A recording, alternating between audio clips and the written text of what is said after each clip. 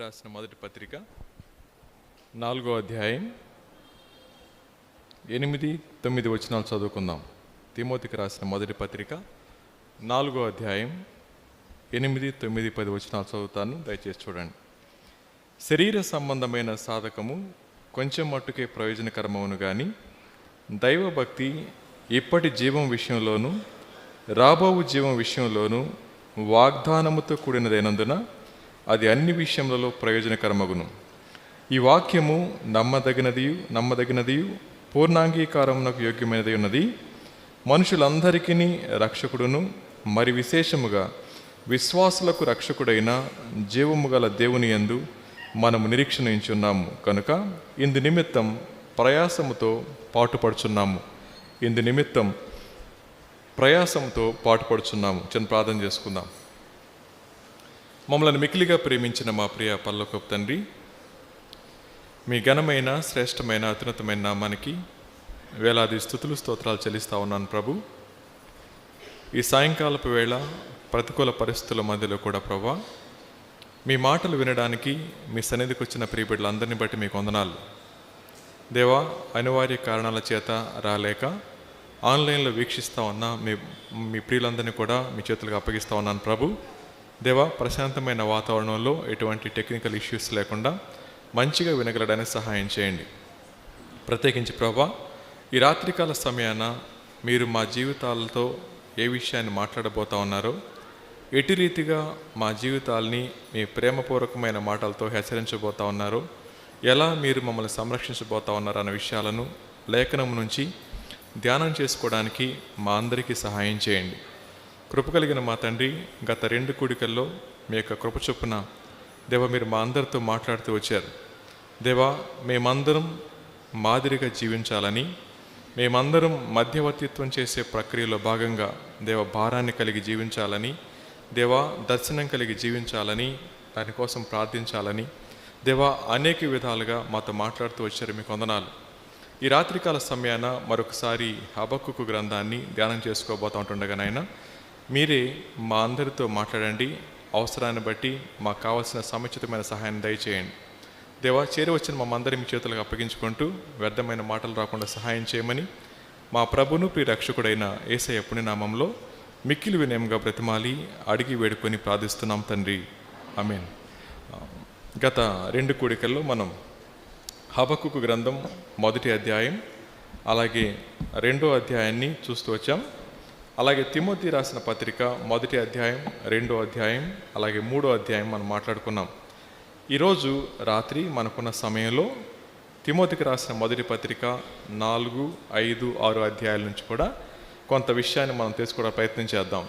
So అపోస్తలుడైన పౌలు Timothy గారితో మాట్లాడుతూ తిమోతికి పరిచర్యను అప్పగించే క్రమంలో ఆయన ఏ విధంగా మాదిరి గురించి మాట్లాడారో, ఆ మాదిరి గురించి మాట్లాడిన తర్వాత 2వ అధ్యాయంలో ఆయన చెప్పిన మాట, మాదిరిగా జీవించే మనం సంతోషపెడతా ఉంది దేవుణ్ణని. సంతోషపెట్టాలి అని అంటే ప్రజలందరూ కూడా సత్యాన్ని అనుభవపూర్వకంగా తెలుసుకోవాలి అన్న విషయాన్ని మాట్లాడుతూ వచ్చారు. ఇది 2వ అధ్యాయం. 3వ అధ్యాయంలో మనం ఏమనుకున్నామండి అంటే, క్రీస్తు ప్రభువారి యొక్క సువార్త మెసేజ్ మన అందరి అంతరంగాల్లో స్థిరపడిపోవాలి. అలా స్థిరపడాలి అని అంటే 3వ అధ్యాయం చివరి వచనాల్లో ఆయన సశరీరుడిగా ప్రత్యక్షమైనని, ఆత్మ విషయమున నీతిపరుడని తీర్పు పొందెను, దేవదూతలకు కనబడెను, రక్షకుడని జనములలో ప్రకటింపబడెను, లోకమందు నమ్మబడెను, ఆరోహణుడై తేజోమయుడైను, ఇలా చెప్తా వచ్చారు. ఆ తర్వాత 4, 5, 6 అధ్యాయాల నుంచి మనం 3 వచనాలు చూస్తాం. ఈ మొత్తం పత్రికను మనం జ్ఞాపకం చేసుకుంటా ఉన్నప్పుడు తన ఎల్డర్, తన యొక్క ఆత్మీయ తండ్రి ఎవరైతే పౌలు గారు ఉన్నారో ఆయన పరిచర్య భారాన్ని తన తోటి దాసుడు అని చెప్పి రాస్తాడు ఒక చోట, తన ప్రియకుమారుడు అని రాస్తారు మరొక చోట. అలాంటి ఒక నెక్స్ట్ జనరేషన్ని ప్రిపేర్ చేస్తూ చెప్పినటువంటి మాటలు ఇవన్నీ కూడా. ఈ మాటలన్నీ పాస్ ఆన్ చేస్తూ ఉన్నప్పుడు తన మనసులో ఉన్న భావం ఏంటండి అంటే, మనం చూసాం కదా అపోస్తలుల కార్యాల గ్రంథం 26వ అధ్యాయంలో దేవుడు తనకు ప్రత్యక్షపరచుకొని ఏదైతే భారాన్ని తన అంతరంగంలో పెట్టారో, ఏదైతే బాధ్యతను తన అంతరంగంలో పెట్టారో, ఆ బాధ్యత విషయంలో నిబద్ధత కలిగిన వాడై నేను మంచిగా చేశాను కదా సరిపోయింది, నా అకౌంట్ సెటిల్ అయిపోయింది అనుకోలేదు ఆయన. నిబద్ధత కలిగిన వ్యక్తి తన తదనంతరం తప్పకుండా వేరొక తరాన్ని సిద్ధపరుస్తాడు. అందుకని ఒక ఆయన అన్నారు, success without successor is a failure అని. Success without successor is a failure అన్నమాట. నేను సక్సెస్ అవ్వచ్చు, కానీ నా తర్వాత సక్సెసర్ లేకపోతే నేను చేసిన పరిచర్య అంతా కూడా ఫెయిల్యూర్ అనే విషయాన్ని మనం జ్ఞాపకం చేసుకోవాలా.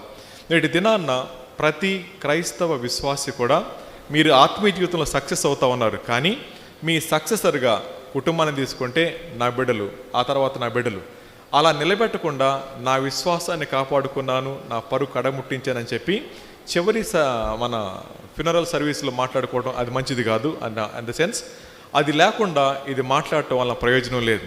ఎందుకండి అంటే ఇంతకాలం మనం చేసిన పరిచర్య ఎప్పుడు విజయవంతం అవుతుందండి అంటే తర్వాత తరాన్ని సిద్ధపరిచినప్పుడు మాత్రమే అన్నమాట. అందుకని ప్రతి బాధ్యత కలిగిన క్రైస్తవ తల్లిదండ్రులు కానీ, ప్రతి బాధ్యత కలిగిన సంఘ విశ్వాసి కానీ తప్పకుండా వారి ప్లేస్లో సక్సెసర్ని ఎన్నుకోవాల్సిందే అనేమాట.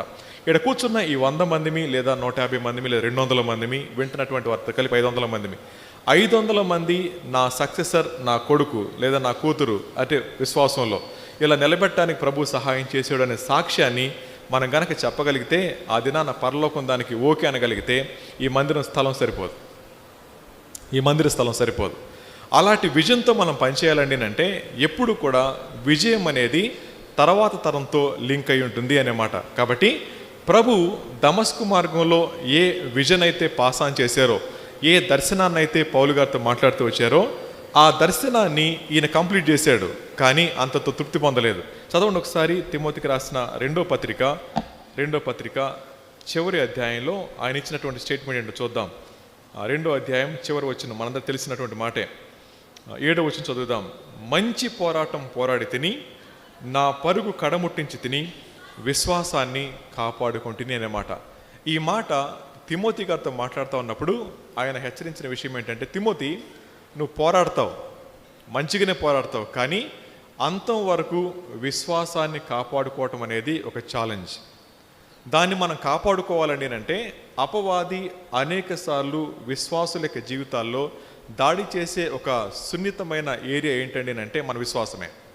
ఎప్పుడు ఒక విశ్వాసి మీద అపవాది దాడి చేస్తాడో ఆ విశ్వాసంలో వెనకెళ్ళిపోయినప్పుడు ఆనందపడేది అపవాది, దుఃఖపడేదేమో ప్రభు. ఇప్పుడు చెప్పండి, మన జీవితాల్లో అనేక సార్లు మనం చేసేటటువంటి పనులను బట్టి విశ్వాసంలో నెమ్మదిగా క్రిందికి వెళ్ళిపోతా ఉన్నప్పుడు అపవాదిని గెలిపించేవారు ఉంటా ఉన్నాం, ప్రభువుని దుఃఖపెట్టేవారు ఉంటా ఉన్నాం. తిమోతి నేను పరుగు కడముట్టిస్తా ఉన్నాను, నాకు మంచిగా ఉంది అని చెప్తూనే అంటున్నాడు విశ్వాసాన్ని కాపాడుకుంటుని అని చెప్పి. తర్వాత మాట ఏమన్నా చదవండి, 8వ వచనం చాలా కీలకమైన మాట.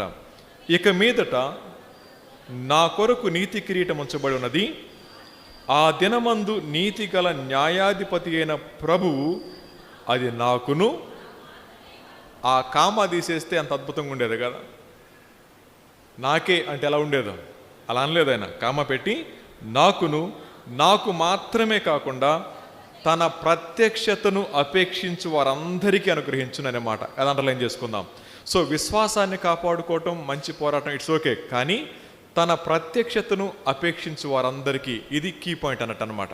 సో పౌలు గారు ఏం పాస్ ఆన్ చేస్తున్నాడండి అంటే దేవుడు నీకు ఏ విధంగా ప్రత్యక్షపరచుకున్నారో, ఎటువంటి ప్రత్యక్షతను బట్టి నువ్వు ప్రభు దగ్గరికి వచ్చావో, ఏ భారాన్ని నీ అంతరంగంలో ప్రభు నాటారో ఆ భారాన్ని పాస్ ఆన్ చేయి తిమోతి అని మాట్లాడుతూ ఉన్నారు. ఇప్పుడు చెప్పండి, పౌలు గారు చెప్పే మాట ఆ దినాన్న తిమోతి గారితో మాత్రమే కాదు, కానీ ఈ దినాన్న వాక్యాన్ని వింటున్న మనందరితో ప్రభు మాట్లాడే మాట తన ప్రత్యక్షతను అపేక్షించు ప్రతి వారికి అన్నప్పుడు, ఇంతకీ ఆ ప్రత్యక్షత మనకుందంటారా?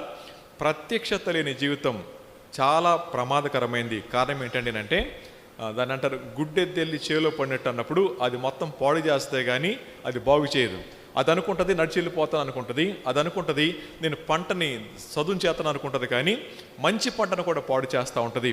ఒక విశ్వాసి తన జీవితంలో ప్రత్యక్షతను కోల్పోయిన వాడు అతను అడ్డుబండే కానీ అతను ఎక్కడానికి కావాల్సిన మెట్లాంటి వాడు కాదు. గుర్తుపెట్టుకోండి, నా మట్టుకు నేను మందిరానికి వస్తూ ఉన్నాను, నా మట్టుకు నేను సమయానికి వస్తాను, మొట్టమొదట నేనే వస్తాను అనేటటువంటి పరిస్థితుల్లో అది మాత్రమే విశ్వాసానికి కొలమానం అయితే జాగ్రత్త గుర్తుపెట్టుకోండి. ఎక్కడ ఉండేవాళ్ళు మరి దీనికి ఒక అన్న ఉంటారు కదా, ఎవరో ఒకళ్ళు చర్చి దగ్గర. మరి ఆయనంత ధన్యుడు చెప్పండి, ఎక్కడ ఉంటాడు ఆయన? అర్థమవుతుంది కదా, మనందరికంటే ఆయన ధన్యుడు అవ్వాలి. ఇప్పుడు చెప్పండి, ప్రత్యక్షత అంటే మందిరానికి మాత్రమే రావడం కాదు. ప్రత్యక్షత అంటే గమ్మును కూర్చొని చక్కగా భాష పట్లు వేసుకొని వాక్యం వినడం మాత్రమే కాదు.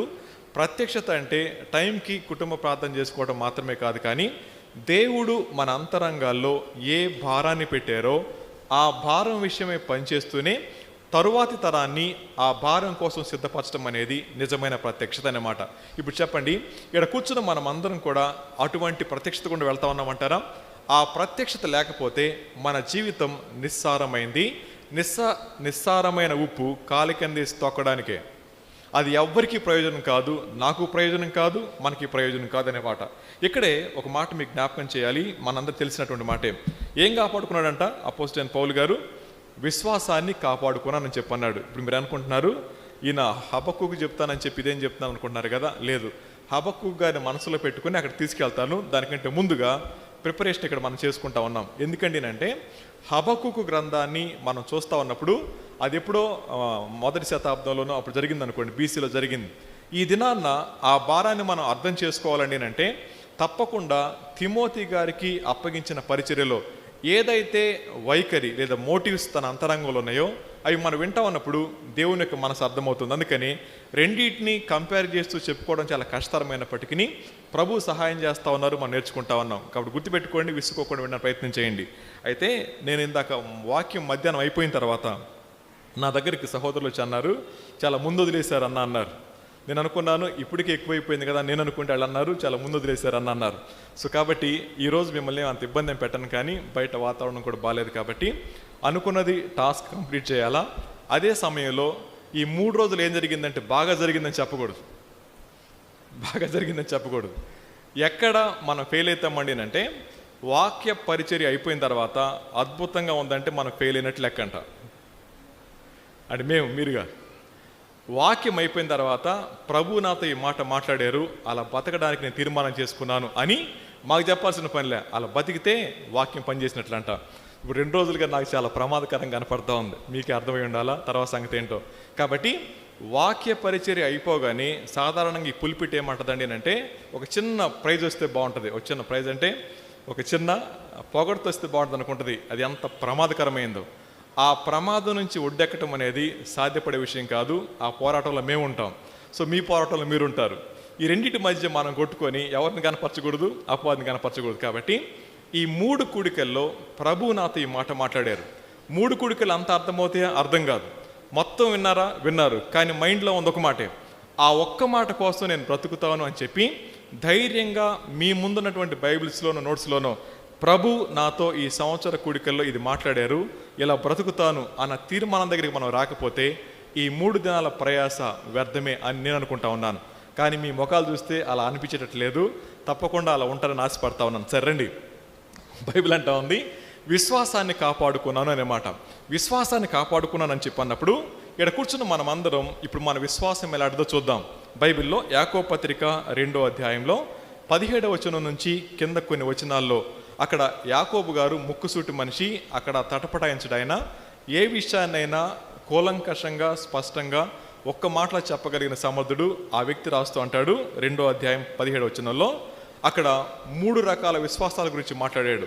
గతంలో మీరు వినుంటారు, మళ్ళీ వింటున్నారండి అంటే అది అవసరం కాబట్టి ప్రభు మాట్లాడుతున్నారేమో. చూద్దాం యాకోబు పత్రిక 2వ అధ్యాయం. అలాగే క్రియలు లేనిదైతే అది ఒంటిగా నుండి మృతమైనదగును. అయితే నీకు విశ్వాసం ఉంది, నా క్రియలున్నాయి. క్రియలు లేకుండా విశ్వాసము నాకు కనపరచుము.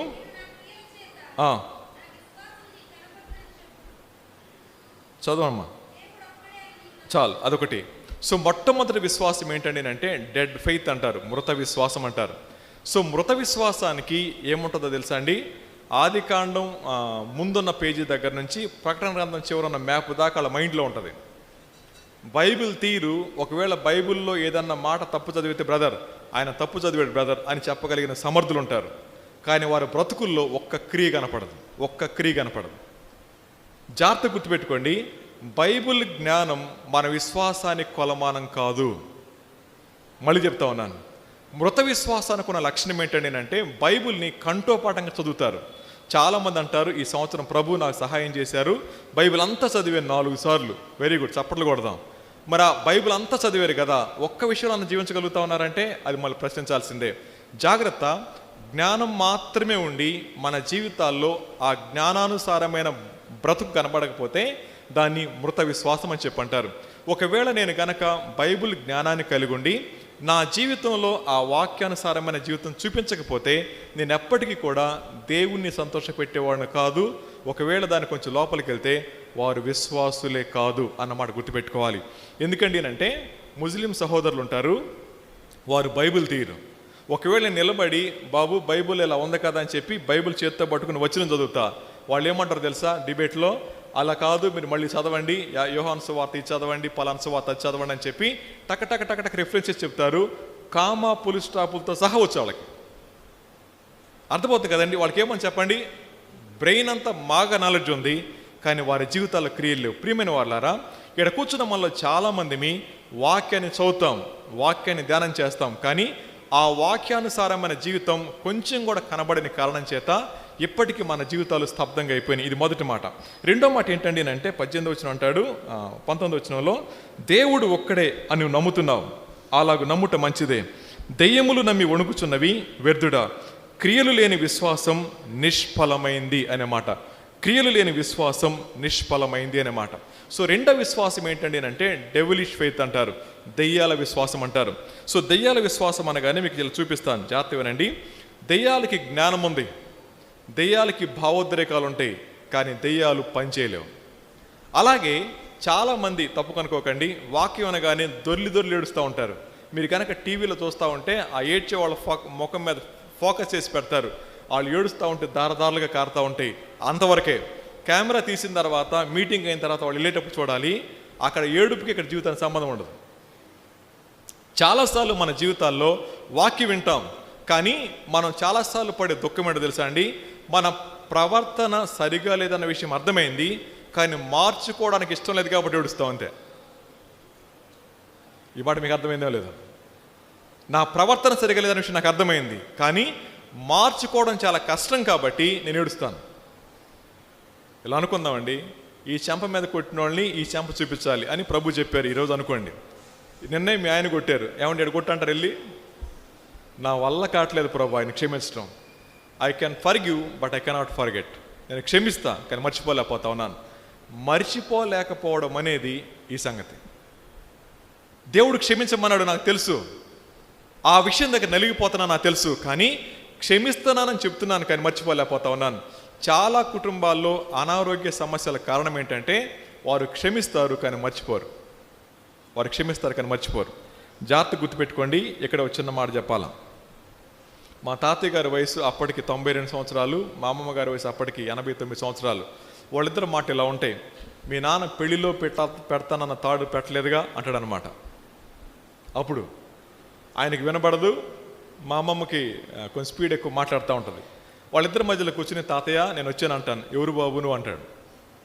ఇంటికి పెద్ద మనవాడిని, వాళ్ళ 5గురు అక్క చెల్లెల్లో నేను పెద్దవాడిని, నేను వాళ్ళే పెంచుకున్నారు కానీ అంటాడు ఎవరు బాబు నువ్వు అంటాడు. నేను పలానా కొడుకుని అంటే ఎవరు నువ్వు అంటారు అంటాడు అనమాట. మా అమ్మమ్మతో ఏమంటాడు చెప్పండి, మీ నాన్న పెళ్ళప్పుడు చేయిని పెడతానన్నాడు, మీరు మోసం చేశారు. ఆవిడంటది నువ్వేం చేసుకుంటావు చెప్పు, ఇప్పుడు పెడితే నువ్వేం చేసుకుంటా, వాళ్ళ దగ్గర లేదు ఏం చేయమంటాడు అనమాట. ఇప్పుడు డిస్కషన్ ఎలా నడుస్తుంది చెప్పండి.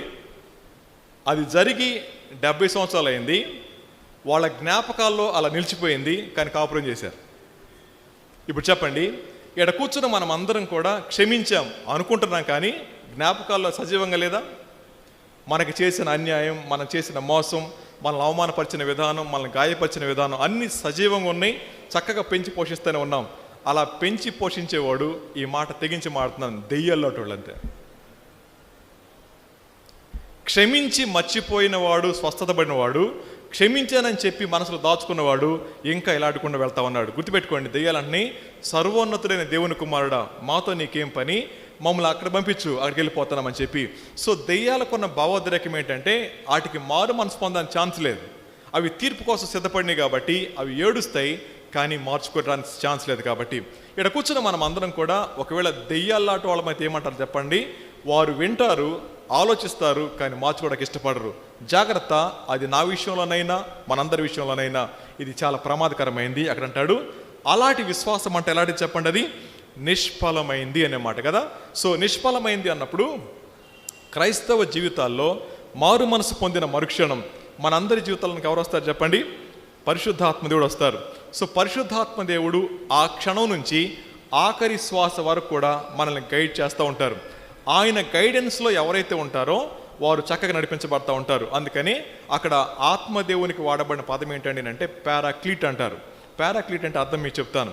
నాకు 2 కళ్ళు లేవు, నాకు కానీ డ్రైవింగ్ వచ్చు అనుకోండి. ఇప్పుడు నాకు బాగా డ్రైవ్ చేయాలని తాపత్రయం ఉంది. ఎలా డ్రైవ్ చేస్తాను చెప్పండి. ఇప్పుడు నా ప్రక్కన కళ్ళు ఉన్నవాడు కూర్చోవాలా, ఆయన గైడ్ చేస్తూ ఉంటే నేను డ్రైవ్ చేయాలా. సరే, స్టీరింగ్ దగ్గర కూర్చున్నాను, కళ్ళు ఉన్నాయని అంటున్నాడు, స్టార్ట్ చేయి అన్నాడు, స్టార్ట్ చేశాను. స్టార్ట్ చేసిన తర్వాత క్లచ్ నొక్కు, గేర్ అయ్యి నెమ్మదిగా రిలీజ్ చేయి అని చెప్పి అన్నాడు, నెమ్మదిగా రిలీజ్ చేశాను. కొంతసేపు అయిన తర్వాత సెకండ్ గేర్కి వెళ్ళి అన్నాడు, సెకండ్ గేర్ కూడా వేసాను. నా మార్గం అంతా సరళంగా ఉంది, ఏమి డైరెక్షన్స్ రావట్లేదు. ఇక నేను నెమ్మదిగా యాక్సిలేటర్ తొక్కడం మొదలుపెట్టాను. ఆయన ఏమంటారు చెప్పండి, తగ్గు, నాకేం కనపట్లేదు కదా అనుకోకండి, తగ్గు అన్నారు అనుకోండి, వెంటనే నేను తగ్గాల్సిందే. అలా కాకుండా స్టీరింగ్ నా చేతిలో ఉంది కదా, యాక్సిలేటర్ నా చేతిలో ఉంది కదా, సాఫీగా సాగిపోతుంది కదా అని చెప్పి గైడెన్స్ తీసుకోవడం మర్చిపోతే అయ్యేది యాక్సిడెంటే. సో విశ్వాసుల యొక్క జీవితాల్లో ఎందుకు శ్రమ చెప్పమంటారండి, వారికి తెలుసు వారు మారు మనసు పొందారని, వారికి తెలుసు వారి జీవితాల్లో ఆత్మదేవుడు పనిచేస్తా ఉన్నారని చెప్పి ఆత్మదేవుని యొక్క అధ్యక్షతన ఎవరైతే తమ ఆత్మీయ జీవితాల్ని నడిపించుకోవటం మానేస్తారో ఆ క్షణాన ఆయన సైలెంట్ అవుతారు, మన జీవితాలు భ్రష్టత్వానికి వెళ్ళిపోతూ ఉంటాయి.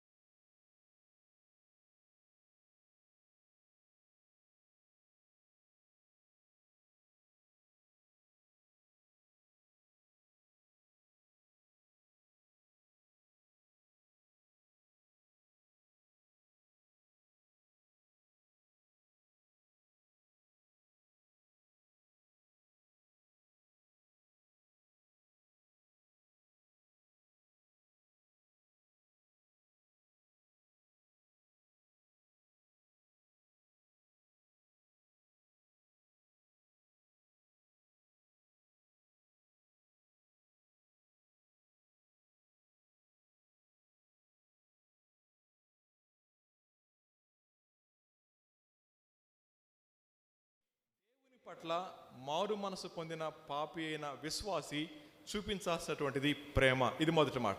సో రెండోది సంతోషం అండినంటే ప్రభు నాకు ఇచ్చిన యోగ్యతను బట్టి ఇప్పటిదాకా అందరికీ నేను హానికరంగా ఉన్నాను, కానీ ఎప్పుడైతే నీవు నా కుమారుడువు లేదా కుమార్తె అని చెప్పగానే ఆ సంతోషంతో చెప్పగలిగింది సంతోషం అనే మాట. సో ఆ సంతోషం ఎవరు తీసివేయలేంది, అది ప్రభువుని బట్టి కలిగింది. ఇది రెండో మాట.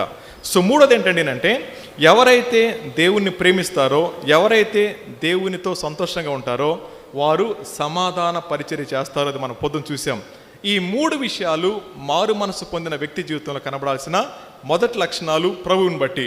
తర్వాత మాట ఏమనుకున్నాం, తర్వాత చెప్పండి, దీర్ఘశాంతము, దయాళుత్వము, మంచితనం. ఈ 3 విషయాలు మారు మనసు పొందిన నేను దేవునితో ఆ 3టిని కొనసాగిస్తూ ఉంటే తోటి వారు నా జీవితంలో గుర్తించేది దీర్ఘశాంతము, దయాళుత్వము, అలాగే మంచితనం.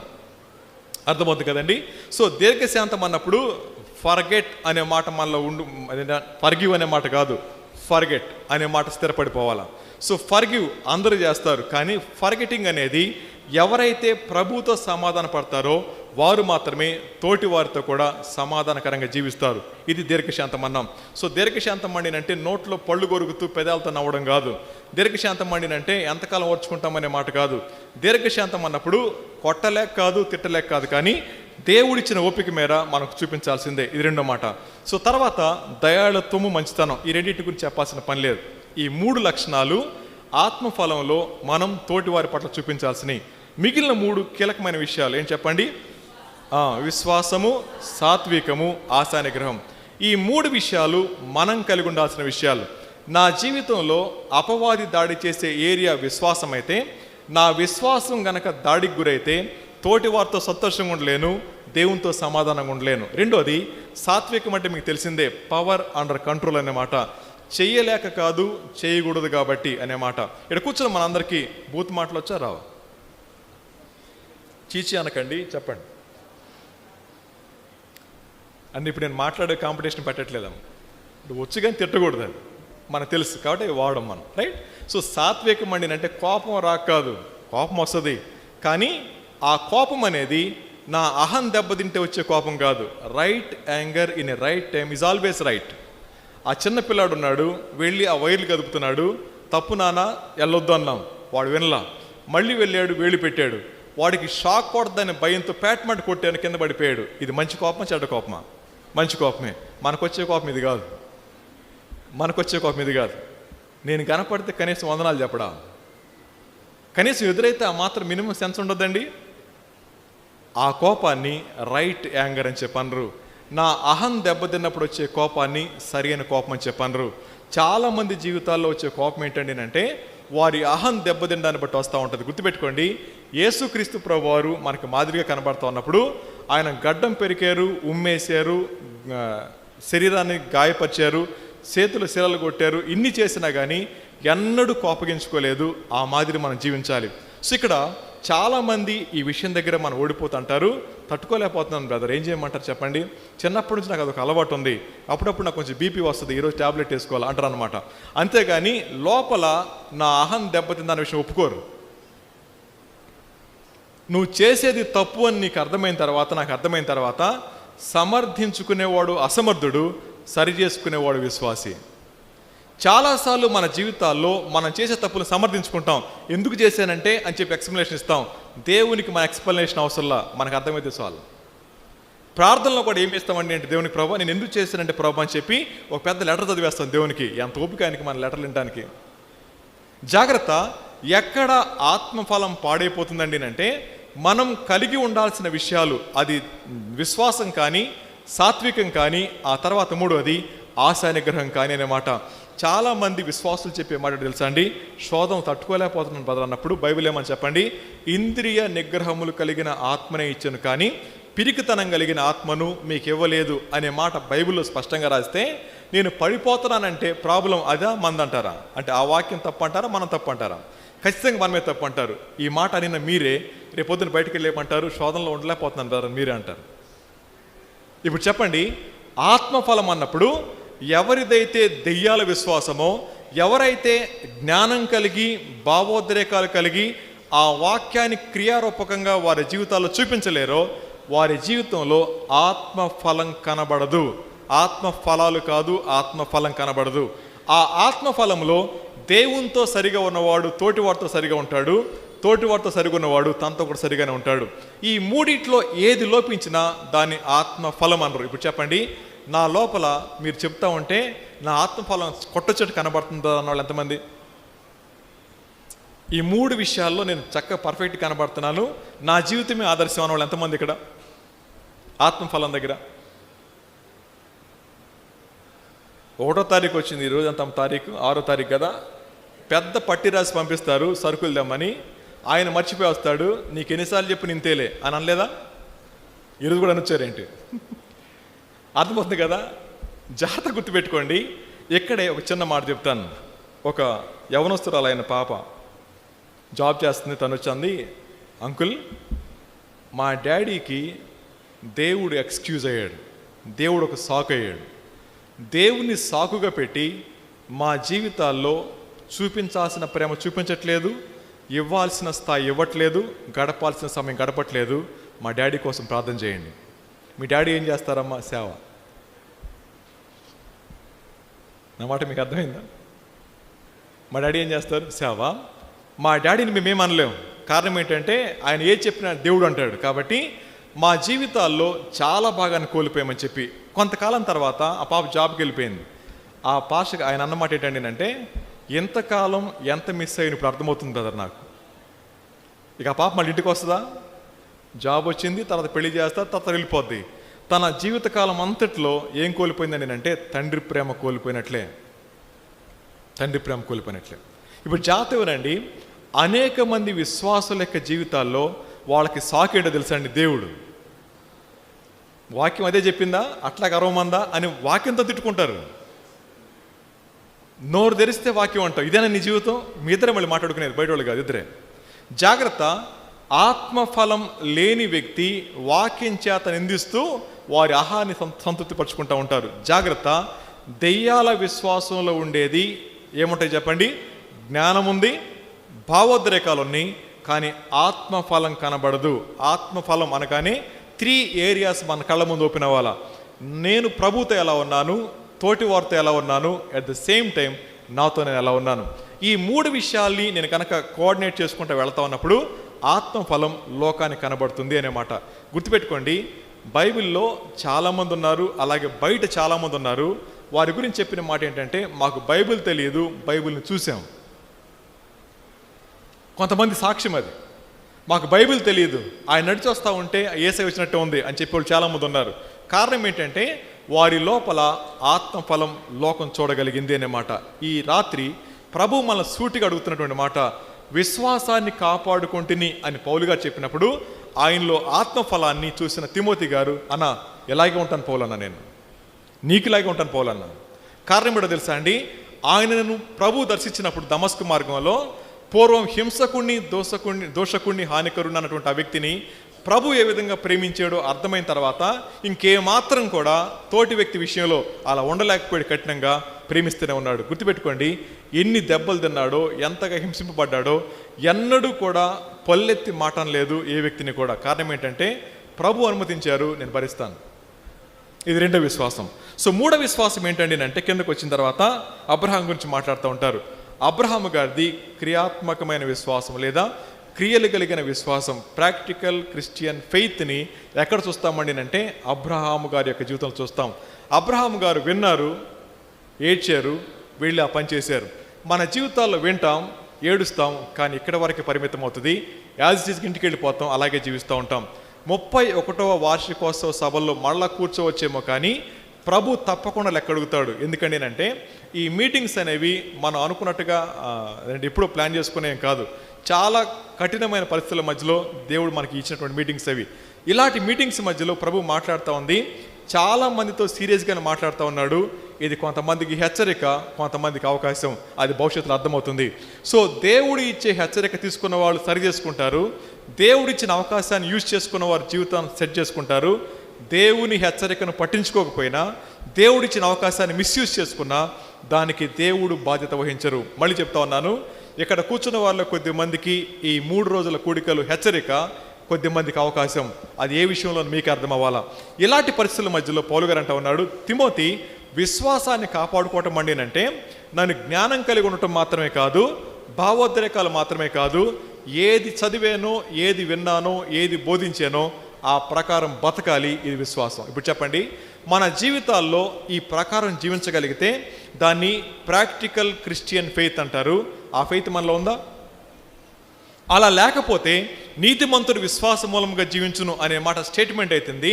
అంత మాత్రమే కాదు, బైబిల్లో చదువుకున్న ప్రతి మాట కూడా కేవలం జ్ఞాన సంబంధమైన విషయంగా మారిపోతుంది, కానీ అది మన జీవితాలకి ఏమాత్రం ప్రయోజనకరమైనది కాదు. ప్రియమైన వాళ్ళారా, విశ్వాసాన్ని ఎక్సర్సైజ్ చేయడం అనేది అంత తమాషా కాదు, అంత తమాషా కాదు. సో విశ్వాసాన్ని కలిగి జీవించేవాడు మండుతూ ఉంటాడు.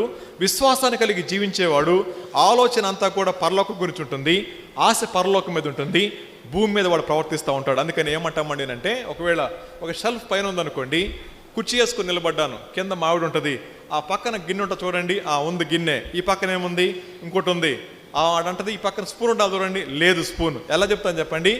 నా దృష్టి పైనుంటే కిందలతో మాట్లాడతాను. అలా కాకుండా కింద నుంచి దివ్య దృష్టి ఉన్నట్లుగా ఆ పక్కన గిన్నె ఉండాలి చూడు, లేదు అక్కడ. సో పైన నా దృష్టి ఉంటే కింద మాట్లాడతాను, నా దృష్టి కింద ఉంటే పై విషయాలు నాకు అర్థం కావు. అందుకని కొలసి పత్రులు అంటాడు, మీరు పైనున్న వాటి మీదనే మనసు పెట్టుకొనుడు కానీ భూ సంబంధమైన వాటి మీద మనసు పెట్టుకొనకుడి. ఏంటా భూ సంబంధమైన విషయాలు? రండి కొలసీలకు రాసిన పత్రిక 3వ అధ్యాయానికి వద్దాం. ఏమేమి విషయాలు చెప్తాడో ఆయన అంటాడు. 3వ అధ్యాయం 1వ వచనం, మీరు క్రీస్తుతో కూడా లేపబడిన వారైతే పైనున్న వాటిని వెతకండి, అక్కడ క్రీస్తు దేవుని కుడిపార్శ్వమందు కూర్చుండి ఉన్నాడు. పైనున్న వాటి మీదనే కానీ భూ సంబంధమైన వాటి మీద మనసు పెట్టుకొనకుడి, ఏలయనగా మీరు చచ్చిపోయారు, మృతి పొందారు. తర్వాత మాట, మీ జీవము క్రీస్తుతో కూడా దేవుని యందు దాచబడి ఉన్నది అని చెప్తూ 5వ వచనంలో, కావున భూమి మీదనున్న మీ అవయములను అనగా జారత్వము, అపవిత్రత, కామాతురత, దురాశ, విగ్రహారాధనైన ధనాపేక్షను చంపండి. చంపాల్సిందే. ఆ మాట కఠినంగా మాట్లాడుతున్నప్పుడు ఎందుకండి అంటే అంత ప్రమాదకరమైంది. ఇదే మాటని పాసాన్ చేస్తూ పౌలు గారు సంఘాలతో మాట్లాడారు, పౌలు గారు వ్యక్తిగతంగా కూడా మాట్లాడుతూ ఉన్నారు. ఇప్పుడు రండి తిమోతికి రాసిన దగ్గరికి వద్దాం. దానికంటే ముందుగా మన విశ్వాసం ఒకవేళ జ్ఞానంతో మాత్రమే ఉందా, భావోద్రేకాలు కలిసి ఉన్నాయా, లేకపోతే క్రియలు కూడా కనపడతా ఉన్నాయా? ఈ మూడింటిలో నాది క్రియాత్మకమైన విశ్వాసం అండి అంటే దేవునికి వందనాలు. అలా కాకపోతే మిగతా 2 విషయాలైతే ప్రమాదంలో ఉన్నాం, సరి చేసుకోవాల్సిందే. ఇది మొదటి మాట, రైట్? సో రెండో మొదటికి వచ్చేద్దాం. తిమోతికి రాసిన మొదటి పత్రిక 4వ అధ్యాయం 5వ వచనంలో 8వ వచనం రాయబడి ఉంది, శరీర సంబంధమైన సాధకం కొంచెం మట్టుకే ప్రయోజనకరమవును కానీ దైవభక్తి ఎప్పటి జీవం విషయంలోనూ రాబో జీవం విషయంలోనూ వాగ్దానముతో కూడినదైనందున అది అన్ని విషయములలో ప్రయోజనకరమగును అనే మాట. సో చాలామంది ఇలా అనుకుంటూ ఉంటారు, మనిషి బ్రతికేది ఆరోగ్యాన్ని బట్టి కాదు, చచ్చేది అనారోగ్యాన్ని బట్టి కాదు, దేవుడిచ్చిన ఆయుష్ను బట్టి. ఆ సత్యం నాకు అర్థమైతే నా మనసు ఎక్కడ పెడతానండి అంటే ఇది ఎంతకాలం బతికినా ఒకరోజు వెళ్ళాల్సిందే, కానీ ఇక్కడ కాపాడుకోవాల్సిందే, అక్కడ కూడా కాపాడుకోవాల్సిందే అన్నప్పుడు దైవభక్తి లాభసాధకమైంది. ఎక్కడ మాత్రమే కాదు అక్కడ కూడా అని చెప్తానేమని చెప్పండి. దైవభక్తి ఎప్పటి జీవం విషయంలోనూ రాబో జీవం విషయంలోనూ వాగ్దానముతో కూడినదై అనే మాట. ఈ మాట దగ్గర ఆగుదాం. హబక్కూకు గారు అంటా ఉన్నారు 3వ అధ్యాయం 1వ వచనంలో, హబక్కూకు గారు చేసే ప్రార్థన వాయిద్యములతో పాడదగింది అని రాస్తున్న 1వ వచనంలో. ప్రార్థన అంటే అర్థం ఏంటో తెలుసా అండి? దేవుడు మనకిచ్చిన వాగ్దానాలను జ్ఞాపకం చేసుకుంటూ ఆ వాగ్దానాలు మన జీవితాల్లో స్వతంత్రించుకునే విధంగా దేవుని పాదాల మీద పడి అడగడం. ఇది మాట. దేవుడు చాలా ప్రామిసెస్ ఇచ్చారు. ఆ వాగ్దానాల్ని మన జీవితాల్లో నెరవేరులాగున దేవునికి సమీపంగా వెళ్ళి ఆయన పాదాల చెంత చేరి చేసే మన విజ్ఞాపనని ప్రార్థన చెప్పంటూ ఉంటాం. ఈ దినాన్న చాలామంది చేసే పని ఏంటో తెలుసా అండి? ఒక లిస్ట్ రాసుకుంటారు, కిరాణా కొట్టులాగా మొత్తం రాసుకుంటూ వెళ్ళిపోతూ ఉంటారు. జాగ్రత్త గుర్తుపెట్టుకోండి, ప్రార్థన తప్పు అనట్లేదు, అలా చేయడం తప్పు అనట్లేదు, కానీ నా ఇంటెన్షన్ నా ప్రభుని సంతోషపెట్టడం అయితే నా ప్రార్థన ఎలా ఉంటుందో హబక్కూకు గారు నేర్పిస్తూ ఉన్నారు. ఇదే ప్రార్థన గురించి మాట్లాడుతూ ఉన్నారు. మనకి వాగ్దానం ఉంది, దాన్ని స్వతంత్రించుకోవాలని చెప్తా ఉన్నాడు. ఇది మొదటి మాట. తర్వాత తిమోతి దగ్గరికి వద్దాం. తిమోతి దగ్గరికి వచ్చి తర్వాత అక్కడికి వెళ్దాం. 5వ అధ్యాయం 8వ వచనం చదువుదాం. ఎవడైనను స్వకీయులను విశేషముగా తన ఇంటి వారిని సంరక్షింపకపోయినలా వాడు విశ్వాస త్యాగము చేసిన వాడై అవిశ్వాసి కన్నా చెడ్డవాడయుండును. అవిశ్వాసి కన్నా చెడ్డవాడయుండును అనే మాట. ఈ దినాల్లో చాలా చోట్ల పెళ్ళిళ్ళు అయిన తర్వాత మర్చిపోయేది అమ్మ నాన్నే కదా, బంధువుల్నే, నేను నా కుటుంబం అనుకుంటూ చాలా స్వార్థంగా జీవిస్తూ ఉన్నారు. బైబిల్ అంటా ఉంది, ఎవడైనను సరే స్వకీయులను విశేషముగా తన ఇంటి వారిని సంరక్షింపకపోయినలా ఎవడంటవాడు విశ్వాస త్యాగము చేసిన వాడై అవిశ్వాసి కంటే చెడ్డవాడయుండును. ఇది మాట. రిలేషన్స్ గురించి మాట్లాడుతూ ఉన్నప్పుడు క్రైస్తవులకి లోకం పట్ల ఉన్న ప్రేమ కుటుంబంలో ఉండదు. సువార్త అనే పేరు పెట్టుకొని ఊర్లన్నీ తిరుగుతాం, మన ఇంట్లో వారి దగ్గరికి మాత్రం పోం, అలా పట్టించుకోం. సో సువార్త సేవకి వెళ్ళాం బ్రదర్ అని చెప్పి దెబ్బలు తింటారు, కానీ ఇంట్లో ఉన్న వారి ముందు సాక్ష్యం చూపించలేరు. గుర్తుపెట్టుకోండి, మన మనసుల్లో కొన్ని ఆలోచనలు ఉన్నాయి. ఇలా చేస్తేనే సేవ, ఇలా జీవిస్తేనే సేవ, ఇది మాత్రమే సేవ అనుకుంటున్నాం. కానీ గుర్తుపెట్టుకోండి, మనకి తెలియకుండా చాలా చోట్ల ప్రభు పనిచేస్తూనే ఉన్నారు. ఆయన చేసే పని మన కళ్ళ ముందు కనబడితే గుండెలు పగిలిపోతాయి. ఆయన వ్యభిచారులను దర్శిస్తూ ఉన్నారు, నరహంతకులను దర్శిస్తూ ఉన్నారు. ఒకసారి ఆయన సాక్ష్యం చెప్తూ, ఆయన జైల్లో మారు మనసు పొందాడు. ఆ వాక్యం ముందు సాక్ష్యం చెప్పమన్నారు. ఆయన చెప్తున్నాడు, నేను అది 80s అనుకుంటా, 90s ఒక వ్యక్తిని మర్డర్ చేశాను. మర్డర్ చేసిన తర్వాత కత్తి తీసుకొని చెక్కేసాను, మొఖాన్ని షేప్ లేకుండా చెక్కేసాను. ఎందుకు చెక్కానండి అంటే సాక్ష్యం ఉండదు కాబట్టి అని చెప్పన్నాడు. తీసుకెళ్ళిపోయారు. ఆ డెడ్ బాడీని మిస్సింగ్ కంప్లైంట్ పెట్టినండి వాళ్ళ అమ్మగారు, మా అబ్బాయి తప్పిపోయాడు అని చెప్పి పోలీసు వాళ్ళు తీసుకొచ్చారు. అమ్మ ఈ డెడ్ బాడీ మీ అబ్బాయిదేమో చూడండి అంటే ఆవిడంది, షర్ట్ మా అబ్బాయిదే, బాడీ మా అబ్బాయిది కాదండి అంది. షర్ట్ మా అబ్బాయిదే కానీ మా అబ్బాయి కాదని చెప్పి వెళ్ళిపోయింది. ఆయన ఏమన్నాడండి అంటే జైలుకి వెళ్ళాను, లైఫ్ పడింది, ఆ లైఫ్ ప్రెజెంట్ నేను అనుభవిస్తూ ఉన్నప్పుడు దేవుడు నన్ను దర్శించాడు, వాక్యం విన్నాను, వినిన తర్వాత మారు మనసు పొందాను. ఆ తర్వాత ప్రతిరోజు నేను అన్నం తినేటప్పుడు నా చెయ్యి అంటుంది, ఒరే కన్న తల్లి గుర్తుపెట్టలేనంత దారుణంగా చెక్కేసావు కదరా అని గుర్తొచ్చేదంట. అన్నం పక్కన పెట్టేవాడంట. మళ్ళీ అన్నం దగ్గరికి వచ్చేవాడు, మళ్ళీ గుర్తొచ్చేది, మళ్ళీ పక్కన పెట్టేసేవాడు. ఆ తర్వాత ఆయన తీసుకున్న తీర్మానం ఏంటంటే, నా లైఫ్ కంప్లీట్ అవగానే, అంటే యావజ్జీవ శిక్ష అయిపోగానే బయటికి వెళ్తాను, ఇంటికి వెళ్ళను. నా ప్రభు నా జీవితంలో ఏం చేశారో అది చెప్తాను. అది ఎవరికి చెప్తానండి అంటే, ఎవరు సువార్త వినరో వాళ్ళకే చెప్తానని చెప్పి వెళ్ళాడు. చిన్న గుడిసి కూడా లేదు, చెట్టు కింద కూర్చుని మొదలుపెట్టాడు. ఒక చిన్న సంఘం అయింది అని అంటాడు. నా ప్రభు కోసం పనిచేస్తా ఉన్నప్పుడు ఆ తృప్తి అన్నం తినేటప్పుడు రావట్లేదు. కారణం ఏంటండి అంటే, నేను నరకానికి పోవాల్సిన వాడిని నా ప్రభు నన్ను దర్శించాడు. నా చేతులను దూషిస్తూ ఉన్నాయి. అటువంటి పరిస్థితుల్లో నా మనస్సాక్షిని శుభ్రం చేసి మలినమైన ఈ పాత్రను వాడుకుంటున్న నా ప్రభువుకి మహిమ దిగేశాడు. ఇప్పుడు చెప్పండి, ఆ వ్యక్తిలో కన్వర్షన్ ఎక్కడ జరిగింది చెప్పండి? తన అపరాధ భావాన్ని అంతరంగంలో నాటుకుంటా ఉన్నప్పుడు దేవుడు ఏ విధంగా ఆ వ్యక్తిని మళ్ళా మార్చారో, దర్శించారో అర్థమైన తర్వాత ఆయన మానలేదు, నిలబడ్డాడు, ప్రభు సాక్షిగా బతుకుతూ ఉన్నాడు. మనం మొఖాలు చెక్కకపోయినా చెక్కినంత పని చేస్తాం. కారణం ఏంటండి అంటే, తన సహోదరుని చూచి వెద్దుడా అని ప్రతివాడు కూడా చెక్కినోటితో సమానమే అని రాసుకుంటా ఉన్నట్లయితే, ఈ దినాన మన జీవితాల్లో చాలా సంబంధాల్లో హంతకులుగా కనపడతా ఉన్నాం. పైకి మాత్రం పరలోక దూతల్లా కనపడతాం, కానీ అంతరంగంలో సాతాను యొక్క కళేబరాలు కాదు, సాతాను యొక్క కోటలు స్పష్టంగా అలంకరించబడిన హృదయాలతో మనం జీవిస్తూ ఉన్నాం. ఇది ఎంత దౌర్భాగ్యకరమైన పరిస్థితో గుర్తుపెట్టుకోండి. తన స్వకీయుల విషయంలో ఏమాత్రం ప్రేమ చూపించలేని వాడు అవిశ్వాసి కంటే చెడ్డవాడు అన్న వాక్యం ఈ రాత్రి నాతో మనతో మాట్లాడుతూ ఉన్నప్పుడు ఎంతమంది మన కుటుంబాల్లో ఇంకా మారు మనసు పొందిన వాళ్ళు ఉన్నారు? ఎంతమంది ప్రక్కనే ఉన్నవారు? పొద్దున మాట అన్నాను కదా, షాలోం గోడ ప్రక్కనే ఉన్నారు, వాళ్ళకి ప్రభువు తెలియదు అన్నాను. ఒకవేళ రేపు పొద్దున వాళ్ళు ఏమంటారు తెలుసా అండి? అయ్యా వీళ్ళందరూ మా ఇంటి పక్క వచ్చేవాళ్లే, నాకు ఎప్పుడు చెప్పలేదేంటి? మా ఇంటి ముందే బళ్ళు పెట్టేవాళ్ళు, మా ఇంటి ముందుగా నడుచుకుంటూ వెళ్ళేవాళ్ళు, మాకు తెలిసి వీళ్ళందరూ తెలిసి పరిచయమే, కానీ ఇప్పుడు మాతో మాట్లాడలేదేంటి? నువ్వే దేవుడు అయితే, నువ్వే నిజమైన వాడు అయితే వాళ్ళకి తెలిస్తే నాకెందుకు చెప్పలా అని మన పక్కింటి వాళ్ళే మన మీద వేలిపెట్టి చూపిస్తే ఏమని సమాధానం చెప్తారు సార్? ఊహించండి.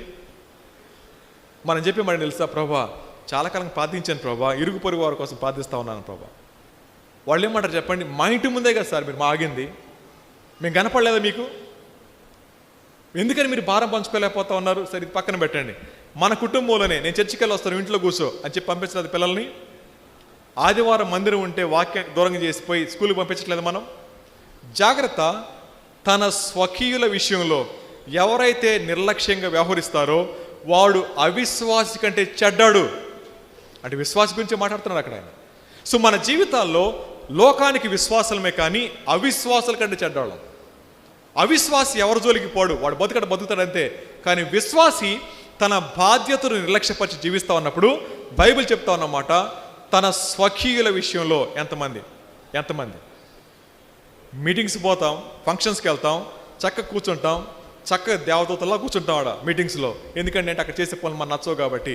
ఆ తర్వాత అంటాం ఇలాంటి వీటిలో నేను పాల్గొని వెళ్ళిపోతారు. మీరే చెప్పకపోతే వాళ్ళకి ఎవరు చెప్తారు? మీరే కన్నీరు కచ్చిపోతే ఎవరు చెప్తారు? దేవుడు మనతో అడుగుతా ఉంది, అవిశ్వాసి కంటే చెడ్డాడిగా బతకండి, ప్రభు ప్రేమ చూపించండి అనే మాట. ఈ భారం మన అంతరంగంలోకి రావాలండి అంటే 3 విషయాలు జ్ఞాపకం చేసుకోవాలి. అది చెప్పి మళ్ళీ చివరి విషయం దగ్గరికి వస్తాను. రండి, ఇప్పుడు హబక్కూకు దగ్గర రండి. హబక్కూకు గ్రంథం 3వ అధ్యాయం 1వ వచనం చదువుదాం. ప్రవక్తయగు హబక్కూకు చేసిన ప్రార్థన వాయిద్యములతో పాడదగింది. ఇప్పుడు జాగ్రత్త విందాం. కాసేపు తిమోతి గారి దగ్గరికి వచ్చేయండి. యెహోవా, నిన్ను గూర్చిన వార్త విని నేను భయపడుతున్నాను. నేను భయపడతా ఉన్నాను. ఏంటా వార్త అండి అంటే, నేనే పంపించాను, నేనే రేపాను, నేనే అలో చేశాను అని 1:5 చెప్పారు ఆయన. ఆ మాట జ్ఞాపకం చేసుకుని అంటా ఉన్నాడు, నా భయం వేస్తుంది ప్రభా. దేవుడు పనిచేస్తూ ఉన్నాడు. ఈ రోజున మనందరి జీవితాల్లో భౌతికమైన అస్వస్థత ఉన్నా, ఆధ్యాత్మికమైన అస్వస్థత ఉన్నా, మన సంబంధాల్లో సరైన సక్రమంగా లేకపోయినా గాడ్ ఈజ్ ఎట్ వర్క్, పనిచేస్తున్నాడు దేవుడు. ఈరోజు నేను వెళ్ళే శ్రమ ఒకవేళ దేవుడు అనుమతించిందని నాకు విషయం నాకు అర్థమైతే ఎంత భయం రావాలా, ఎంత వేదన రావాలా? అన్నీ తెలిసినా కానీ ఏమాత్రం కదలకుండా మనం ఉన్నామండి అంటే జాగ్రత్త. ప్రవక్త అంటా ఉన్నారు, నాకు భయం వేస్తుంది ప్రభా. మీరు పని చేస్తూ ఉన్నారు, మీరే పని చేస్తూ ఉన్నారు. సో దేవుడు పని చేస్తున్నాడు. ఈ దినాన మనం వెళ్ళే ప్రతి కఠినమైన పరిస్థితిని దేవుడు అలో చేశారు, పని చేస్తూనే ఉన్నాడు. దేవుడు ఇలా పని చేస్తారు. మీరు దేవుడు పని చేస్తే సుఖంగా ఉండాలి కదా బ్రదర్. దేవుడు పని చేస్తే పిల్లలు మంచిగా ఉండాలి, ఆరోగ్యం బాగుండాలి, అన్నీ సక్రమంగా ఉండాలి కదంటే కాదు. దేవుడు మన జీవితాన్ని సక్రమపరిచే క్రమంలో భాగంగా ఆయన కొన్నిసార్లు మాట వాడతారు, కొన్నిసార్లు కర్ర వాడతారు, అవసరమైతే కత్తి కూడా వాడతాడు. ఆయన కత్తి అంటే పీకలు కొట్టడం కాదు, చేయగల. దేవుడు పని చేస్తున్నారు. దేవుడు పని చేయట్లేదు అనుకోకండి. దేవుడు పని చేసే పద్ధతి అర్థమైతే భయం వేయాలా. ఆ భయం లేదు కాబట్టి నిర్లక్ష్యంగా జీవిస్తూ ఉన్నాం. ఏమన్నాడు? యెహోవా నిన్ను గూర్చిన వార్త విని నాకు భయం వేస్తూ ఉంది అని చెప్తూ ఇప్పుడు 3 విషయాలు చెప్తాడు. జాగ్రత్త వినండి. యెహోవా సంవత్సరములు జరుగుచుండగా నీ కార్యాన్ని నూతనపరచండి. రివైవ్ అనే మాట, రివైవ్, ఉజ్జీవింప చేయండి. సంఘంలో నేడు కావాల్సింది ఉజ్జీవం. ఆ ఉజ్జీవం చల్లారిపోయిన తర్వాత ఉంటే ఏమి లేకపోతే ఏమి. ఓ మాట చెప్తానండి, వెంటిలేటర్ మీద వ్యక్తి ఉంటే ఏమి లేకపోతే ఏమి? ఎంతకాలం ఉండాలి వెంటిలేటర్ మీద? డబ్బులు ఖర్చు చేయగానే ఉపయోగం ఉంటుంది చెప్పండి. ట్యూబ్ తీస్తే నెక్స్ట్ పాడి తీసుకురావాల్సిందే, పెట్టి తీసుకురావాల్సిందే. ఆ ట్యూబ్ పెడితే డాక్టర్ లాభం, తీస్తే మనకు నష్టం అంతే, అండ్ వ్యక్తిని కోల్పోతాం అంతే. ఈ దినాన్న చాలామంది క్రైస్తవ విశ్వాసులు వెంటిలేటర్ మీద ఉన్నారు. వెంటిలేటర్ మీద సపోర్ట్ ఉంది అంతవరకే, కానీ చచ్చి జీవిస్తూ ఉన్నాం. ఈయనంటా ఉన్నారు, యెహోవా సంవత్సరములు జరుగుచుండగా నీ కార్యాన్ని రెన్యూ చేయండి, నూతనపరచండి, ఉజ్జీవాన్ని తీసుకురండి. 30 years అయినాయి అంటే ఈ మందిర స్థాపన జరిగిన ఆ దినాన్న ఒకవేళ ఎవరన్నా డెలివరీ అయితే ఆ రోజు పుట్టిన పిల్లలు ఈరోజు పెళ్ళిళ్ళ 2-3 పిల్లలు కానీ ఉండాలి. ఆ రోజు డెలివరీ ఉంటే ఆ పిల్లలు కూడా ఈ మందిరంలో కూర్చుని ఉండాలి. వాళ్ళ జీవితాల్లో ప్రభువుని చూడటానికి గల కారణం ఏంటో తెలుసా అండి? రివైవల్ ఎక్కడైతే ఆగిపోతుందో వారు ఉజ్జీవాన్ని చూడలేరు. జాగ్రత్త. మన పిల్లలు వాక్యం మీద మనసు పెట్టలేకపోవడానికి, మన పిల్లల్లో దేవుని పట్ల భయభక్తులు లేకపోవడానికి, మన పిల్లల్లో ఆసక్తి సన్నగిల్లిపోవడానికి ఉజ్జీవం పోయిన నిర్జీవమైన మన జీవితాలే. ఎక్కడ ఉజ్జీవం ఉండదో అక్కడ నిర్జీవమైన జీవితాలు జీవిస్తూ ఉంటాయి. గుర్తుపెట్టుకోండి, శ్మశానానికి వెళ్తే అక్కడేముంటుంది చెప్పండి? ఎంత ప్రశాంతంగా ఉంటుందో. ఏమైనా గొడవ ఉంటుంది అక్కడ? అస్సలు గందరగోళం ఉండదు కదా. చాలామంది అంటారు, బ్రదర్ ఏంటో ఎంత ప్రశాంతంగా ఉందో నా జీవితం, ఏ గొడవ లేదు బ్రదర్, చాలా హ్యాపీగా ఉన్నాం. ఆ పరిస్థితి మంది. ఉజ్జీవం ఉన్న చోట గందరగోళం ఉంటుంది ఖచ్చితంగా. పౌలు గారు నిలబడ్డాడు, చుట్టూ చూశాడు, పరితాపం పట్టలేకపోయాడు. పౌలు గారు నిలబడ్డాడు, సంఘాన్ని చూశాడు, హెచ్చరించాడు. పౌలు గారు జైల్లో ఉన్నాడు, వార్త విన్నాడు, లెటర్ రాశాడు. పౌలు గారు బొండ వేసి బిగించారు, వీపంత బద్దలు కొట్టారు, పాటలు పాడాడు. వచ్చిన వాళ్ళు సువార్త చెప్పాడు, వాళ్ళ ప్రభుత్వం నడిపించాడు. ఎక్కడ కూడా ఉజ్జీవం అనేది మౌనంగా ఉండదు. మనం మౌనమైపోతున్నామండి అంటే నిర్జీవమైన జీవితాన్ని జీవిస్తున్నట్లే లెక్క. నిర్జీవమైన జీవితాన్ని జీవించేవాడు చాలా ప్రమాదకరమైన వాడు దేవుని యొక్క రాజ్య విస్తరణ కోసం. మనం ఈపోతే ఇంకొకళ్ళు ఇస్తారు సార్, మనం రాకపోతే ఇంకొకళ్ళు ఇస్తారు సార్, కానీ మన కుటుంబాన్ని మన సంఘాన్ని కాపాడుకోవాల్సిన బాధ్యత మందే. నా కుటుంబంలో నేను నిర్వర్తించాల్సిన బాధ్యతలు నేను ఉన్నాయి. ఒకవేళ నేను ఇక్కడికి రాకపోయినా వేరొక సేవకులు వచ్చి వాక్యం చెప్తారు, కానీ నా కుటుంబానికి సహకారం నేనే ఉండాలి. ఆ ప్లేస్ని ఎవరు రీప్లేస్ చేయలేరు. అలాంటి సమయంలో నేను నిర్వర్తించాల్సిన విధంగా నిర్వర్తించకపోతే భయం రావద్దా? ఈ నటన పడిన తెలుసా అండి? యెహోవా కామబెట్టి సంవత్సరములు జరుగుతుండగా ఏంటో తెలుసా అండి? ప్రభా చాలా కాలమైంది, ప్రభా చాలా కాలం అయిపోయింది, గుండె బరువెక్కుతుంది, పరిస్థితులు చూస్తే తట్టుకోలేకపోతా ఉన్నాను, ప్లీజ్ ప్రభా సంవత్సరములు జరుగుతుండగా ఏం చేయాలా? నీ కార్యాన్ని నూతనపరచండి ప్రభా, చాలా కాలం అయిపోయింది. సో దేవుని దగ్గరికి ఆయన తీసుకొస్తున్న పిటిషన్ ఏం చెప్పండి? దేవుడు నేను వద్దనట్లా, ఎప్పటికీ చాలా కాలం అయిపోయింది అని గద్దించట్లా, కానీ ప్లీజ్ నీ కార్యాన్ని నూతనపరుస్తారా? తర్వాత మా చదవండి ఏమంటాడో, సంవత్సరములు జరుగుతుండగా దాన్ని తెలియపరచండి, రివీల్ చేయాలి. సో దేవుని దగ్గర ఆయన వాడుతున్న పదం ఏంటండి అంటే, నన్ను రివైవ్ చేయండి, నాకు రివీల్ చేయండి అనే మాట. దేవుడు రివైవ్ చేయకపోతే, దేవుడు రివీల్ చేయకపోతే ఒక విశ్వాసిలో ఉజ్జీవం రావడం సాధ్యం కాదు. సో దేవుడు ప్రత్యక్షపరచుకోకపోతే మన భారం అర్థం కాదు. ఆఖరి శ్వాస వరకు కూడా పనిచేసిన సేవకులు ఉన్నారు. మీరు మాట్లాడకూడదు సార్ అంటే ఆయన ఏమైనా ఒకటి చెప్పండి. ఒక సేవకుడి పేరు గుర్తులేదు సార్, ఇచ్చిన వాయిస్ అయింది, మాట్లాడకుండా ఉండలేను సార్, మాట్లాడుతూనే ఉన్నాను, మాట్లాడకుండా ఉండలేను సార్. ఆయన ఇచ్చింది నా కోసం కాదు, ఆయన కోసమే. గుర్తుపెట్టుకోండి, దేవుని దగ్గర హబక్కుగా చేస్తున్న ప్రార్థన తెలుసా? ప్రభువా నన్ను రివైవ్ చేయండి, రెండోది నాకు రివీల్ చేయండి అనే మాట. ఉదయకాలంలో ఏమనుకున్నామని అంటే, దర్శనము లేని విశ్వాసి దౌర్భాగ్యకరమైన జీవితం జీవించడం చెప్పన్నాం. ఈ రాత్రి మనం అడగాలంటే, ప్రభువా నాకు రివీల్ చేయండి, నా జీవితాన్ని ఎందుకు ఆ కుటుంబంలో పెట్టారు, ఆ భర్తగా ఎందుకు పెట్టారు, ఆ భార్యగా ఎందుకు పెట్టారు, ఆ పిల్లలకు తండ్రిగా ఎందుకు పెట్టారు, ఆ కుటుంబానికి వారసుడిగా ఎందుకు పెట్టారు, ఆ సంఘ సభ్యుడికి ఎందుకు పెట్టారు, నా పట్ల మీకున్న ప్రణాళిక రివీల్ చేయండి. దేవుడు రివీల్ చేయకపోతే మనకు అర్థం కాదు, రివీల్ చేయకపోతే అర్థం కాదు. ఇక్కడ కూర్చున్న ప్రతి ఒక్కరి మీద బాధ్యత ఉంది. దేవుని సాక్షిగా బ్రతకాలి, దేవుని జ్ఞాపకం చేసుకోవాలి, రివైవల్ని మన హృదయంలో స్టార్ట్ చేసుకోవాలి. గుర్తుపెట్టుకోండి, రివైవల్ అనే అర్థం ఏంటో తెలుసా అండి? ఒక ఆయన ఇలా అన్నారు, రివైబుల్ అనే మాట. దేవుని వాక్యాన్ని పదే పదే చదువుకుంటూ ఆ వాక్య సారానుసారంగా జీవించడమే రివైవల్ అంటారు. వాక్యం చదివి వెళ్ళిపోవడం కాదు, చదివిన సారాన్ని లోపలికి అన్వయించుకొని ఆ ప్రకారం బ్రతకడమే రివైవల్ అని చెప్పంటా ఉన్నారు. వాక్యం చెప్పేది నీ భక్తి నువ్వు చేసుకోని కాదు, వాక్యం చెప్పేది నన్ను ప్రేమించే నువ్వు తోటి వారు కూడా ప్రేమించండి. ఇది బైబిల్ చెప్పే మాట. దేవుడు ఇచ్చిన ప్రధానమైన ఆజ్ఞలు రెండు: ఒకటి దేవుణ్ణి ప్రేమించాలి, రెండోది తోటి వారిని ప్రేమించాలి. దేవుణ్ణి ప్రేమిస్తున్నానని చెప్తూ సమయపాలన పాటించే మనం, అన్ని సమృద్ధిగా ఇచ్చే మనం తోటి వారి విషయంలో నిర్లక్ష్యంగా వ్యవహరిస్తున్నామండి అంటే మన జీవితంలో రివైవల్ లేదు, రివైవల్ లేదు. రెండోది, రివైవల్ లేకపోతే ప్రభు ఏమన్నాడు చెప్పండి? అక్కడ ఏమన్నాడు ఆయన? ప్రభా రివీల్ చేయండి, సంవత్సరములు జరుగుతుండగా దాన్ని తెలియపరచండి అనే మాట. ప్రారంభ దినాన ఉన్న పెద్దలు వారి భారాన్ని చెప్తుంటారు. షాలోమ్ని ఈ స్థలంలో మేము ఏర్పాటు చేస్తా ఉన్నప్పుడు, ప్రభు మాకు ఇచ్చిన దర్శనాన్ని బట్టి ఇక్కడ స్థాపించినప్పుడు మా ఆలోచన ప్రభు ఇచ్చింది ఇది. ఆ ఆలోచన ప్రకారం కొంతమంది సహకారులు నిలబడ్డారు, ప్రభు సహాయం చేశారు, ఈ మందిరం స్థాపించబడింది చెప్తారు. Very good. ఇప్పుడు నా ప్రశ్న, ఆ జనరేషన్ అలా వెళ్ళిపోతా ఉంది. నెక్స్ట్ జనరేషన్ ఏమన్నా చెప్పండి? వారు స్థాపించిన గొడుగు కింద కొనసాగటమే కాదు, మీరు కూడా ఒక ఉద్యోగాన్ని కలిగి తిరిగి మళ్ళా దేవుని దగ్గర ఒక ప్లాన్ తీసుకొని మనం పని చేయాల్సిందే. ఆ ప్లాన్ కుటుంబంలో స్టార్ట్ చేయాల్సిందే. అది లేని రోజున నా జీవితంలో రివైవల్ ఆగిపోయినట్లే. కాబట్టి అన్నాడు ఆయన, ప్రభా సంవత్సరములు జరుగుచుండగా నీ కార్యాన్ని నూతనపరచండి, సంవత్సరములు జరుగుచుండగా దాన్ని రివీల్ చేయండి. తర్వాత మాట, కోపించుచునే వాత్సల్యాన్ని జ్ఞాపకం తెచ్చుకోండి.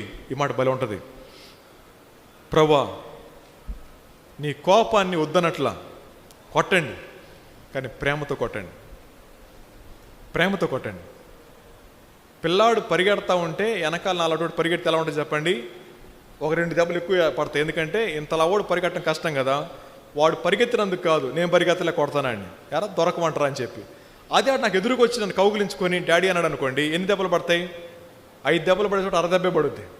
ఈయన అన్నాడు, ప్రభా కోపించు, ఎందుకంటే మాకు అర్థమైపోయింది మా బ్రతుకులో ఏ ఏ ఆటంకాలు ఉన్నాయో మాకు 2వ అధ్యాయంలో చెప్పారు. దేవుడు నేను కాదనట్లా, నాలో ఉన్నాయి. కాబట్టి కోపించుచునే వాత్సల్యాన్ని జ్ఞాపకం చేసుకోండి. సో వాత్సల్యం అన్నప్పుడు తండ్రి ప్రేమ కనపడతా ఉంది, తల్లి ప్రేమ కనపడతా ఉంది, దేవుని ప్రేమ మించి కనపడతా ఉంది. ఆయనే కనుక మనందరి జీవితాల పట్ల వాత్సల్యం చూపించకపోయి ఉంటే వినేవాళ్ళం కాదు మనం. అర్థమవుతుంది కదండి? సో దేవుని యొక్క వాత్సల్యం అర్థమైతే ఇంత దౌర్భాగ్యుడిని ఎలా ప్రేమిస్తున్నావు ప్రభా? పౌలు గారు వాడి పదం, పూర్వం హింసకుడిని దోషకుడిని హానికరుడిని అని చెప్తూ నేను ప్రధాన పాపిని కరుణింపబడ్డాను. ఆయన మనసులో ఉన్న భావన తెలుసా? ఎలా క్షమించావు నువ్వు అసలు? ఆ రోజున ఆ వ్యక్తిని స్టెఫెన్ కొడతా ఉంటే కొట్టండ్రా అన్నాను నేను. జుట్టుపాటు గీడ్చుకొస్తా ఉంటే వాళ్ళు ఏడుస్తున్నారు ఆడవాళ్ళు, ఆయన ఈడ్చుకెళ్ళంటారని చెప్పి అన్నాను. ఇలాంటి నన్ను మీరు ఎలా క్షమించగలుగుతా ఉన్నారు? ప్రభా నీ వాత్సల్యం అందట్లేదు ప్రభా. ఇప్పుడు చెప్పండి, దేవుడు ఏం తక్కువ చేశారని మౌనం అయిపోయాం? ఏది మనకి కొదవ చేశారని చెప్పి మంట ఆగిపోయి చల్లారిపోయాం? దేవుడు ఎక్కడ మన జీవితాలు పట్టించుకోవట్లేదని చెప్పి మన బతుకు మనం బతుకుతున్నాం? గుర్తుపెట్టుకోండి, దేవుని ప్రేమ అర్థమైతే పనిచేయకుండా ఉండలేము, పనిచేయకుండా ఉండలేము. దేవుని ప్రేమ అర్థం కావట్లేదు కాబట్టే, ఆయన వాత్సల్యం ఏంటి అర్థం కావట్లేదు కాబట్టే మనం ఇలా తిరుగుతూ ఉన్నాం. గుర్తుపెట్టుకోండి, వాత్సల్యం అనేది ప్రాణాన్ని పణంగా పెట్టి చూయించేది. కోడి చావనన్నా చస్తుంది కానీ తన పిల్లలు మాత్రం రెక్కల చాటును దాచుకుంటుంది. ఆ చంపే క్రమంలో పాము వచ్చి పిల్లల్ని ఎత్తుకెళ్ళిపోతా ఉంటే పిల్లల్ని తరిమేస్తుంది, ఆ పాముతో తల్లి పోరాడుతుంది. అక్కడ వాత్సల్యం కనపడుతుంది. మనమందరూ నరకానికి పోవాల్సిన వాళ్ళమే, కానీ మనందరి తరపున ప్రభు ప్రాణం పెట్టి అంటా ఉన్నాడు, నా వాత్సల్యం నీకు అర్థమైతే తిరిగి ఆ వెనక జీవితానికి వెళ్ళగలుగుతావా? నా వాత్సల్యం నీకు అర్థమైతే నేను క్షమించలేని అనగలుగుతావా? నా వాత్సల్యం నీకు అర్థమైతే తిరిగి మళ్ళా ఆ తెగిపోయిన సంబంధం దగ్గర ఇంకా కఠినం చేసుకుంటావా? ఎంతోమంది కఠినం చేసుకుని ఉన్నారు ఇక్కడ. ఒకవేళ ఈ రాత్రి ఈ మాటలు వింటా ఉన్న వారి జీవితాల్లో ఎవరైనా సరే ఇంకా క్షమించలేని వారు మీ మనసుల్లో జ్ఞాపకానికి వస్తూ ఉంటే ఈ రాత్రి ఈ మాట నీ కోసమే. నేను వాడిన పదం ఏకవచనం, నీ కోసమే, మన కోసమే. ఒకవేళ ఈ రాత్రి ఈ మాటలు వింటా ఉన్నప్పుడు గతంలో ఉన్న ఉద్యమం ఇప్పుడు లేదు, ప్రభు అంటే ప్రేమ ఉంది, కానీ ఎందుకో నా బిజీ లైఫ్లో అన్నీ మర్చిపోతున్నాను, టైం కుదరట్లేదు అనే మాట మనలో ఎవరన్నా మాట్లాడుతూ ఉంటే ఈ వాక్యం నీ కోసమే అండ్ మన కోసమే. సో దేవుడు స్పష్టంగా మాట్లాడుతూ ఉంది, మన జీవితాల్లో సాకులు చెప్పొద్దు. అలా అని చెప్పి సాకు చేసుకోకండి దేవుణ్ణి కూడా. దేవుణ్ణి సాకుగా చేసుకున్నవాడు బాధ్యతల నుంచి పారిపోతాడు, సాకులు చెప్పేవాడు భారం నుంచి పారిపోతూ ఉంటాడు. గుర్తుపెట్టుకోండి. సో మన జీవితాల్లో దేవుణ్ణి సాకుగా చేసుకుంటే నేను నిర్వర్తించాల్సిన బాధ్యత నిర్వర్తించలేను. అది సంఘమైనా కుటుంబమైనా వ్యక్తిగతంగా అయినా సరే. ఒకవేళ నేనే గనక సాకులు ఎత్తుకోవడం మొదలు పెడితే ప్రభు దగ్గర నుంచి పారిపోతూ ఉంటాను.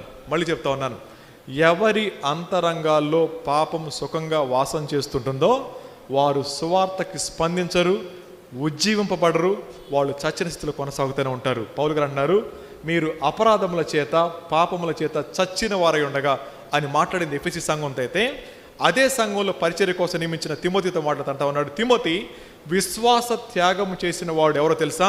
తన ఇంటి వారిని పట్టించుకోకపోతేనే మాట. ఇప్పుడు చెప్పండి, అదే సంఘం మందైతే మన సంఘంలో తిమోతి అన్న ప్రసంగం చేస్తే, పౌలను ప్రసంగం చేస్తే ఈ మాట మాట్లాడుతుంటా ఉన్నాడు, ప్రేమను చూపించాల్సిన మీరే కఠినమైపోతే ఇంక ప్రేమకు అర్థమేముంది? ప్రేమకు ప్రతిరూపమైన ప్రభువును కలిగిన మనమే లోకాన్ని ద్వేషిస్తే ప్రేమకు అర్థమేమని చెప్పండి. ఈ దినాన్న ఎంతమంది మూఢంగా జీవిస్తూ ఉన్నారో రోడ్డు మీద బొండి. ఇప్పుడు అలాంటి వారిని చూసిన తర్వాత కూడా తలకాంచుకుని వెళ్ళిపోతూ మనకెందుకు అనుకున్నామండి అంటే ప్రేమకు అర్థం ఉందంటారా? అదే స్థితిలో మనం బతికాం, అదే స్థితిలో మన జీవితాన్ని కొనసాగిస్తూ ఉన్నాం. కానీ ప్రభు దర్శించారు కాబట్టి ఈరోజు కూర్చుని వాక్యం వినగలుగుతా ఉన్నాం. ప్రియమైన వాళ్ళారా, ఆయన అంటూ ఉన్నారు, ప్రభువా రివీల్ చేయండి. గుర్తుపెట్టుకోండి, ఒక వ్యక్తి ఇంకొక వ్యక్తికి సువార్త చెప్పడం చాలా సులువు. మాస్ మీటింగ్స్లో ఒకవేళ సువార్త చెప్పొచ్చేమో, కానీ పని తక్కువ జరుగుతూ ఉంటుంది. కానీ ఒక వ్యక్తి సువార్త చెప్తే అద్భుతంగా ఉంటుందో. మేము ఒరిస్సా అటు వెళ్ళినప్పుడు అక్కడ 2 యవనస్తులు పాస్టర్స్ ఉంటారు. వారితో మాట్లాడుతూ, బాబు మీకు ఎవరు వాక్యం చెప్పారయ్యా అన్నాను. ఆ 2 చెప్పిన మాట ఏంటో తెలుసా అండి? మా ఊరి పక్కన సంత జరుగుద్ది సార్, ఆ సంతకి మేము కొండలో నుంచి వస్తాం, ప్రతి బుధవారం జరుగుద్ది. ఆ సంతకు వచ్చి మాకు కావాల్సిన వాడు కొనుక్కెళ్ళే వాళ్ళమి. అయితే ఆ సంతలో ఒక హిజ్రా, ఒక నపుంసకురాలు అక్కడికి వచ్చి వచ్చిన ప్రతి ఒక్కరికి సువార్త చెప్పేదంట. ప్రతి ఒక్కరికి. ఆవిడ ఉన్నారు, ఇప్పుడు కూడా ఉన్నారు. ఆవిడకి ఇప్పుడు వినపడదు, మాట్లాడితే వినపడదు. ఆవిడొచ్చి 2 యవనస్తులతో మాట్లాడుతూ, యేసు ప్రభుని నమ్ముకోండి, ఆయనే దేవుడు, ఆయన మీ పాపాలు క్షమించాడని చెప్పిందంట. చెప్పినప్పుడు వాళ్ళు విన్నారు. ఎందుకంటే వాళ్ళు మాట్లాడుతున్న వ్యక్తి సామాన్య వ్యక్తి కాదు కదా. So different personality. ఆ వ్యక్తి మాట్లాడుతున్నప్పుడు విన్నారు, ఆగారు. మీరు నమ్మండి, ఆ 2 యవనస్తులు పాస్టర్లు. ఇప్పుడు ఆ 2 యవనస్తులు పాస్టర్లు. వాళ్ళు తమ గ్రామానికి ప్రభు నమ్ముకుని వెళ్ళిన తర్వాత కొంతకాలం తర్వాత ఆ గ్రామస్తులు వాళ్ళని తరిమేశారు. గ్రామంలో అడుగుపెట్టి చంపేస్తామన్నారు. గ్రామాన్ని వదిలి 3 years బయటికి వెళ్ళిపోయారు. ఆ తర్వాత వాక్యంలో స్థిరపడిన తర్వాత వాళ్ళని అడిగాం, అరే మీరు ఎక్కడికి వెళ్తారు బాబు అని చెప్పన్నాం. వాళ్ళు అన్నారు, సార్ మా గ్రామానికి వెళ్తాం సార్. మరి కొడతారు కదరా? కొట్టినా పర్లేదు సార్, చచ్చిపోతాం అక్కడే. వెళ్ళారు, అదే గ్రామంలో సువార్త చేస్తున్నారు. ఆ గ్రామంలో ఇంకా కొన్నిళ్ళు మాత్రమే ఉన్నాయి ప్రభు గెలుచుకోవడానికి, కొన్నిళ్ళు మాత్రమే. ఇప్పుడు చెప్పండి, ఒక నపుంసకురాలే సంతకొచ్చిన వాడి 2తో మాట్లాడితే వాళ్ళు సేవకులైతే, ఇంకొక వ్యక్తి వాడికి బైబిల్ చదవటం రాదు, వాడనే మాట ఎందుకన్నానండి అంటే చిన్నపిల్లలు అలా నాకు అలవాటు అయిపోయింది, తప్పుగా అనుకోకండి. ఆ అబ్బాయి ఒక రోజున నేను కూర్చున్నాను కింద, ఎందుకంటే అది చిన్న ఇల్లు. లేచి నిలబడి వాకింగ్ చెప్పన్నారు, తలకాయ తగులుతుంది. అది నేను నిలబడలేనరా, కూర్చుంటాను, నువ్వు చెప్పన్నాను. సరే కింద కూర్చున్నాను. ఒంగుని వెళ్ళాలి, నేను ఒంగునే కూర్చోవాలి. కూర్చున్నప్పుడు అబ్బాయి బైబిల్ తీలా జిప్పేసి ఉంది, ఇలా బైబిల్ ముందు పెట్టుకున్నాడు, చెప్పేస్తున్నాడు. వాళ్ళ భాషలో చెప్తున్నాడు, ట్రాన్స్లేట్ చేస్తున్నారు. వాడు చెప్పిన వాక్యం ఏంటండి అంటే 23వ కీర్తన చెప్తున్నాడు. మొదటి కీర్తన చెప్తున్నాడు. చెప్తూ చెట్టు, వేరు, నీళ్లు ఇలా చెప్తున్నాడు అనమాట. నాకు ఒళ్ళు మండిపోతుంది. ఎందుకు చెప్పండి? బైబిల్ తీయడం అంటాడు. సరే, వాక్యం అయిపోయింది. తర్వాత అయిపోగా పక్కన కూర్చోబెట్టుకుని, అరే అంతా బాగుంది కానీ బైబిల్ ఎందుకు తీయలేదురా అన్నాను. వాడు అన్నాడు, నాకు చదవటం రాదు సార్, నాకు బైబిల్ చదవటం రాదు సార్. ఎలా చెప్తున్నావు సార్? మీరు అప్పుడు వచ్చినప్పుడు అక్కడక్కడ చెప్పిన మాటలు గుర్తున్నాయి సార్. అదే సార్ నేను నేర్చుకుంది, నాకు వాక్యం తెలియదు సార్. ఏమనుకోకండి సార్. ఇప్పుడు చెప్పండి, అతను బైబిల్ తీయకముందు నన్ను అభిప్రాయం ఏంటి చెప్పండి? బైబిల్ తీయడవాడు. కానీ అబ్బాయి చెప్పిన మాట, నాకు వాక్యం తెలియదు సార్. ఆ వ్యక్తి దాదాపు 3 గంటల ప్రయాణం చేసి కొండల్లో వెళ్ళి 2 వ్యక్తులకు సువార్త చెప్పడానికి సంఘం ఉంది, అక్కడ చిన్న గుడిసె ఉంది, దాని చర్చిని పడేశారు. ఇప్పుడు అదే పడేసే చర్చిలో చిన్నగా నిలబెట్టుకొని పరిచయం చేస్తున్నాడు. 3 వ్యక్తుల కోసం దాదాపు 40 కిలోమీటర్లు వెళ్తాడు. వెళ్ళి వాక్యం చెప్పి మళ్ళీ వచ్చేస్తాడు. ఎందుకు అలా చేస్తున్నామంటే, సార్ ఇప్పుడు కాకపోతే ఇంకెప్పుడు చేస్తాం సార్. ఇప్పుడు చెప్పండి, దేవుడు మనతో మాట్లాడుతూ ఉంది. ఆ వ్యక్తికి బైబిల్ చదవటం రాదు, కానీ పని చేస్తున్నాడు, ప్రభు పని చేస్తున్నారు అక్కడ. ఈ వ్యక్తికి చదవడం వచ్చు, కానీ పణాలు పోయే ప్రమాదం ఉంది. నిలబడ్డాడు, గ్రామంలో సువార్త చేస్తూ ఉన్నాడు. ఇప్పుడు చెప్పండి, మనం ఎంత చేయాలా? ఒక నపుంసకురాలు వెళ్ళి యేసు ప్రభు నమ్ముకోమంటే కార్యం జరిగింది, ప్రభు చేశారు, వాళ్ళు ఫలిస్తూ ఉన్నారు. మరి మనం ఎంతమంది సేవకులు ఇక్కడ పులిపిడి దగ్గర నిలబడ్డారు? ఎంత శ్రేష్టమైన వాక్యం మనం వింటా ఉన్నాం. ఇంత వాక్యం వింటా ఉన్నా ఇంత కూడా మన జీవితాల్లో స్పందన లేకపోతే ఏం జీవితాలు సార్ మనవి? ఏం జీవితాలు చెప్పండి? ఇలాంటి జీవితం కూడా జీవితమే అంటారా? అర్థమవుతండి. వాడి చర్చికి వెళ్ళాలండి అంటే నాలాంటి వాడు 6 గంటలు నడవాలి, 6 గంటలు నడవాలి. దారిలో ఎక్కడ ఇట్లాంటి సిమెంట్ రోడ్లు లేవు, ఖాళీ బాటలో వెళ్ళాలి, జారితే లోయలో పడతాం. అక్కడికి వెళ్ళిన తర్వాత మన అన్నం మనం వండుకోవాలా, మన నీళ్ళు మనం తాగాలా, మనం పని చేసుకుని మనం వచ్చేయాల్సిందే. అక్కడ ఏ సౌకర్యాలు ఉండవు. అలాంటి పరిస్థితుల మధ్యలో వాళ్ళు సేవ చేస్తూ ఉన్నప్పుడు హార్డ్లీ అక్కడ ఉంటే 40 ఇళ్ళు ఉంటాయి, 40 ఇళ్ళు ఉంటాయి, 20 ఇళ్ళు ఉంటాయి. ఇంతే వాళ్ళ స్ట్రెంగ్త్ అక్కడ. ఆ 40 ఇళ్ల కోసం వాళ్ళు ఏం చేస్తారు తెలుసా అండి? ఒకసారి కనుక మనం అరే బాబు ఈ టైంకి వస్తామని చెప్పంటే మనకంటే ముందు వచ్చి వెయిట్ చేస్తూ ఉంటారు తీసుకెళ్ళడానికి దారిలో. అది లేట్ అవ్వచ్చు, చీకటి పడిపోవచ్చు, కానీ ఆ కూర్చున్న రాయి దగ్గర నుంచి కదలరు. వాళ్ళు అన్నాను, ఒకసారి బాగా ఎండలో కూర్చున్నారు, మేము వెళ్ళడం లేట్ అయిపోయింది, బాగా లేట్ అయిపోయింది, మిట్ట మధ్య ఎండలో కూర్చున్నారు. అన్నం తప్పైపోయిందిరా, మాకు ట్రావెల్ సరిగ్గా జరగలేదు, లేట్ అయిపోయిందంటే సార్ ఏం పర్లేదు సార్, ఎందుకు ఎండలో కూర్చున్నారు, వెళ్ళిపోవచ్చు కదంటే మళ్ళీ మీరు దారి తప్పిపోతారు సార్, అందుకే ఇక్కడ కూర్చున్నాం ఎండలో. వీళ్ళందరూ ఎవరో తెలుసా అండి? ఒక నపుంసకురాలు సువార్త చెప్తే అంగీకరించిన వాళ్ళు. సమాజంలో ఎవరు ఎన్నిక లేని వ్యక్తులు వాళ్ళు సువార్త చేస్తారు, అంగీకరించబడిన వాళ్ళు. ఆవిడ కూడా వచ్చి మీటింగ్లో కూర్చుంటుంది, ఆవిడ వినపడదు కదా, కూర్చుని ఉంటుంది. ఆవిడ కళ్ళ ముందు తిరుగుతుంటే ఏమనిపిస్తుంది తెలుసా అండి? ప్రభా, ఈ కుటుంబాలన్నీ నీ దగ్గరికి అంగీకరించబడటానికి ఆ వ్యక్తి కారణమా? ఈ ఒక్క వ్యక్తి సేవకుడు అవడం కారణం ఈ వ్యక్తి కారణమా? నీ ఆశ్చర్యాలు ప్రభా, నీ ప్లాన్లన్నీ ఎలా పనిచేస్తావు అర్థం కావట్లేదు ప్రభా, నువ్వు వాడుకునే విధానం నాకు అర్థం కావట్లేదు ప్రభా అన్నప్పుడు దేవుడు రివీల్ చేస్తే పని ఆగదు. ఈ రాత్రి ప్రభు అంటా ఉన్నారు, మీ పట్ల నాకు ఒక భారం ఉంది, ఆ భారాన్ని పంచుకోవడం చాలా కాలంగా ఎదురు చూస్తూ ఉన్నాను, మీరు పారిపోతున్నారు, ఆగండి, రివైవ్ కండి, నేను రివీల్ చేస్తాను. తర్వాత అంటాడు, కోపించుచుని వాత్సల్యాన్ని జ్ఞాపకం చేసుకోండి. రిమెంబర్ అనే మాట. ఒకటి రివైవ్ అవ్వాలి, రెండోది రివీల్ చేయాలి, మూడోది రిమెంబర్ చేసుకోవాలి అంటూ ఈయన జ్ఞాపకం చేసుకుంటాడు తెలుసా అండి? 3వ వచనం నుంచి 15వ వచనం వరకు ఉన్న వాక్య భాగంలో ఆయన చెప్పే మాట్లాడే తెలుసా? ఆదికాండం 21వ అధ్యాయం దగ్గర నుంచి ఆ తర్వాత మన కిందకు వస్తే నిర్గమకాండం, ద్వితీయోపదేశకాండం, సంఖ్యాకాండం, అన్ని ఇష్యూస్ని ఆ 15 వచనాల్లో జ్ఞాపకం చేస్తా ఉన్నాం. ఒకసారి చదవండి. దేవుడు తేమానులో నుండి బయలుదేరుచున్నాడు, పరిశుద్ధ దేవుడు పారానులో నుండి వేయించేయుచున్నాడు అనే మాట ఆదికాండం 21:21లో చదవకండి, గుర్తుపెట్టుకోండి. అక్కడ హాగరు పడుకుని ఉన్నప్పుడు ప్రభువు అంటాడు, నేను గొప్ప జనంగా చేస్తాను, బయలుదేరి వెళ్ళు అని చెప్పి అన్న తర్వాత ఆయన మాట్లాడింది పారాను అరణ్యంలో. ఎక్కడ తీసుకెళ్ళాడు ఇప్పుడు చెప్పండి? హబక్కూకు గారు దేవుడు చేసిన కార్యాలు జ్ఞాపకం చేసుకుంటూ ఆయన ప్రేమను జ్ఞాపకం చేసుకుంటా ఉన్నాడు. అంత మాత్రమే కాదు, కిందకు వచ్చిన తర్వాత మోయాబీయులు ఏ విధంగా తన ప్రజలను చెరపట్టుకుని వెళ్ళిపోయారో, వారు చేసిన కార్యాలు కఠినమైనవే, కానీ ఆ మోయాబీల చెర నుంచి దేవుడు విడిపించిన విధానం దాకా తీసుకొచ్చి అంటా ఉన్నాడు, ప్రభా మీ కార్యాలు ఆశ్చర్యాలు అనే మాట. ఇక్కడ నేను కాసేపు ఒక మాట అడుగుతాను. మనందరి జీవితాల్లో ఇది ఈ పాయింట్ అనుకోండి, ఈరోజు ఇక్కడ ఉన్నాం మనం. ఒకసారి వెనక్కి తిరిగి చూడండి. ఎందుకంటే జీవితం అనేది వన్ వే. వెనక్కి తిరిగి చూసుకోగలం కానీ వెనక్కి వెళ్ళలేం. ఇక్కడ కూర్చొని వెనక్కి చూసుకోవచ్చు కానీ వెనక్కి వెళ్ళలేం. ఇక్కడ ఆగి వెనక్కి చూద్దాం. ప్రభు ఎక్కడ పరిచయం అయ్యారు, ఎక్కడ మనల్ని దీవించారు, ఎక్కడ మనల్ని ఆశీర్వదించారు, ఎక్కడ మనల్ని కట్టుకుంటూ వచ్చారు, ఈరోజు ఇక్కడ తీసుకొచ్చారు. ప్రభు అంటా ఉన్నారు, ఒకసారి వెనక్కి తిరిగి చూడు. నేను ఆ సమయంలో పరిచయం కాకపోతే నువ్వేమైపోయేవాడివి, ఏమైపోయేదానివి. ఆ తర్వాత నీ వివాహం దగ్గర, చదువు దగ్గర, ఉద్యోగం దగ్గర, ఆరోగ్యం దగ్గర, పిల్లల చదువుల దగ్గర, వాళ్ళ పెంపకాల దగ్గర ఇప్పటి వరకు నేను కాపాడుతున్నాను కదా. జ్ఞాపకం చేసుకో ఒకసారి.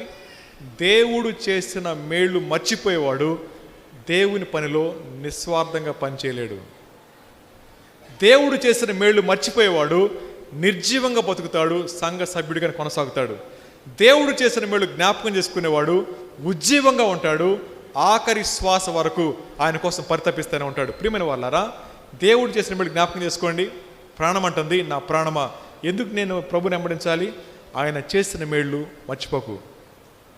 ఆయన నీ ప్రాణాన్ని విమోచించాడు, నీ సంకటాలు కుదిర్చాడని చెప్పి తన ప్రాణంతో తను మాట్లాడుకుంటూ ఆయన చెప్పే మాట, నా ప్రాణమా ప్లీజ్ ఆయన పక్కన పెట్టొద్దు. ఈ రోజున ఆయన సంకటాలు విమోచించకపోతే ఏమైపోయేవాళ్ళమి, ఆయన మన పట్ల కృప చూపించకపోతే ఏమైపోయేవాళ్ళమి. అవి జ్ఞాపకం చేసుకుంటే కూసగలుగుతాం ఇలాగా, అది జ్ఞాపకం చేసుకుంటే గమ్మున వెళ్ళిపోగలుగుతామా? జాగ్రత్త, మందిరానికి అందరూ ఒకే విధంగా రారు. ఇక్కడ కూర్చున్న వారిలో కొంతమంది గుండె పగిలిపోయే సమస్యలు ఉన్నాయి, కొంతమందికి చెప్పుకుంటే ఎవరేం సిగ్గుపడతారని చెప్పి లోపల కుమిలిపోయే వాళ్ళు ఉంటారు, కొంతమంది చాలా ఇబ్బందుల మధ్య వస్తారు. ప్రభు మాట్లాడితే బాగుండని చెప్పి ప్రభు మాట్లాడతారు. కానీ తోటి వారు పక్కన కూర్చొని, అక్క ఎలా ఉన్నావు, అన్న ఎలా ఉన్నావు, బాగున్నారా, మన ప్రార్థన విన్నపం చెప్పారు, ప్రార్థన చేస్తూ ఉన్నాం, జరిగిందా కార్యం అని చెప్పి ఎవరన్నా మనం మాట్లాడుకుంటామా? అక్క ఈ చీర ఎక్కడ కొన్నావు, ఈ ఉంగరం ఎక్కడ కొన్నావు, పిల్లలు ఏ స్కూల్లో జాయిన్ చేశారు, పిల్లలకి పెళ్ళి ఎప్పుడు చేస్తా, ఈ ముచ్చట్లు బాగా చెప్తాం. కానీ ఎవరన్నా సరే కూర్చుని అలా మాట్లాడతామా? కొంతమందికి చాలా అవసరాలు ఉంటాయి, వాళ్ళు ఎవరైనా మాట్లాడితే, అక్క నేను నీకోసం ప్రార్థన చేస్తున్నా, ఒక్క మాట చెప్పండి, అన్న నీకోసం ప్రార్థన చేస్తున్నా, ఒక మాట చెప్పండి. ఆ మాటలు వారిని ఓదారుస్తాయి, ధైర్యపరుస్తాయి, నా కుటుంబం అని ఫీల్ అవుతారు. అలా కాకుండా ఎంతో సిన్సియర్గా వస్తారు చర్చికి, సిన్సియర్గా వెళ్ళిపోతారు. వాళ్ళు విశ్వాసులు కాదు, తప్పుగా అనుకోకండి. వాళ్ళు అంటారు నేను చాలా డిసిప్లిన్గా ఉంటారు. బ్రదర్, డిసిప్లిన్ అంటే మాట్లాడుకోవడం కాదు, మాట్లాడాల్సిందే. క్రమశిక్షణ అండి అంటే మౌనంగా వెళ్ళిపోవడం కాదు, పట్టించుకోవాల్సిందే. ఎక్కడ మనం కన్సర్న్ చూపిస్తామో వాళ్ళు ప్రభు దగ్గరికి వచ్చి సాగిలు పడతా ఉంటారు. కన్సర్న్ లేదు కాబట్టి ఎవరికి వాళ్ళకి వెళ్ళిపోతా ఉన్నారు. గుర్తుపెట్టుకోండి, ఇక్కడ కూర్చున్న వారు అందరి పేర్లు మనకు తెలుసా? సంఘస్థులు. వాళ్ళు మా సంఘం కాదు బ్రదర్ అంటారా? మన సంఘానికి వచ్చేవాళ్ళే, కనీసం పేర్లన్నా తెలుసా? సహోదరులకి వాళ్ళు ఏం చేస్తారో తెలియదు, ఎక్కడ ఉంటారో తెలియదు, ఎలా ఉన్నారో తెలియదు, స్థితి ఏంటో తెలియదు, సమస్యలు ఏంటో తెలియదు, ఏమీ తెలియదు, సంఘ సభ్యులమే. ఇలాంటిదైనా మన జీవితం. 30 yearsగా ప్రభు ఇక్కడ మన నుంచి అడుగుతా ఉంది, నా మాదిరి ఎక్కడ మీ జీవితాల్లో? అలాంటి మాదిరి మనం ఉంటే జ్ఞాపకం చేసుకుంటాం, ప్రభా మీరే గనక ఆ రోజున ఆ అన్న నా దగ్గర పంపించకపోతే నా అడ్రస్ లేదు, ఆ అక్క నా దగ్గరికి వచ్చి నన్ను బతిమలాడి నీ దగ్గర తీసుకురాకపోతే నాకు అడ్రస్ లేదు. ప్రభా నువ్వు ఎంత కృప కలిగిన వాడు ప్రభా అని చెప్పి గత కాలంలో ప్రభు చేసిన మేలు జ్ఞాపకం చేసుకుంటూ ఈ రోజున మనం చూపించే కృతజ్ఞతే ఉద్యోగం. ఆ కృతజ్ఞత పోయింది కాబట్టి ఉద్యోగం ఆగిపోయింది. ఉద్యోగం ఆగిపోయిన తర్వాత గొంతు చించుకున్న రాదది, జ్ఞాపకం చేసుకోవాల్సిందే. ఈ 15 వచనాలు అని అంటా ఉన్నాడు, ప్రభా నువ్వు నిర్గమకాండంలో అంటే ఐగుప్తు సంఖ్యల మధ్యలో మమ్మల్ని విడిపించావు, ఎర్ర సముద్రం దాటించావు, అన్నీ చెప్పుకుంటా వచ్చి ఈ దినాన్న మోయాబీల చెరలో నలిగిపోతా ఉన్నప్పుడు కూడా నీ ప్రేమ మారంది, నీ కృప మారంది, ఇప్పుడు కూడా విడిపించగలుగుతావు, నువ్వు మారని దేవుడు కాబట్టి అన్నమాట. సార్ చదువుదాం ఇర్మియా గ్రంథంలో, ఇర్మియా గ్రంథం 29వ అధ్యాయం, ఇర్మియా గ్రంథం 29వ అధ్యాయం మొదటి వచనాలు చదువుకుందాం.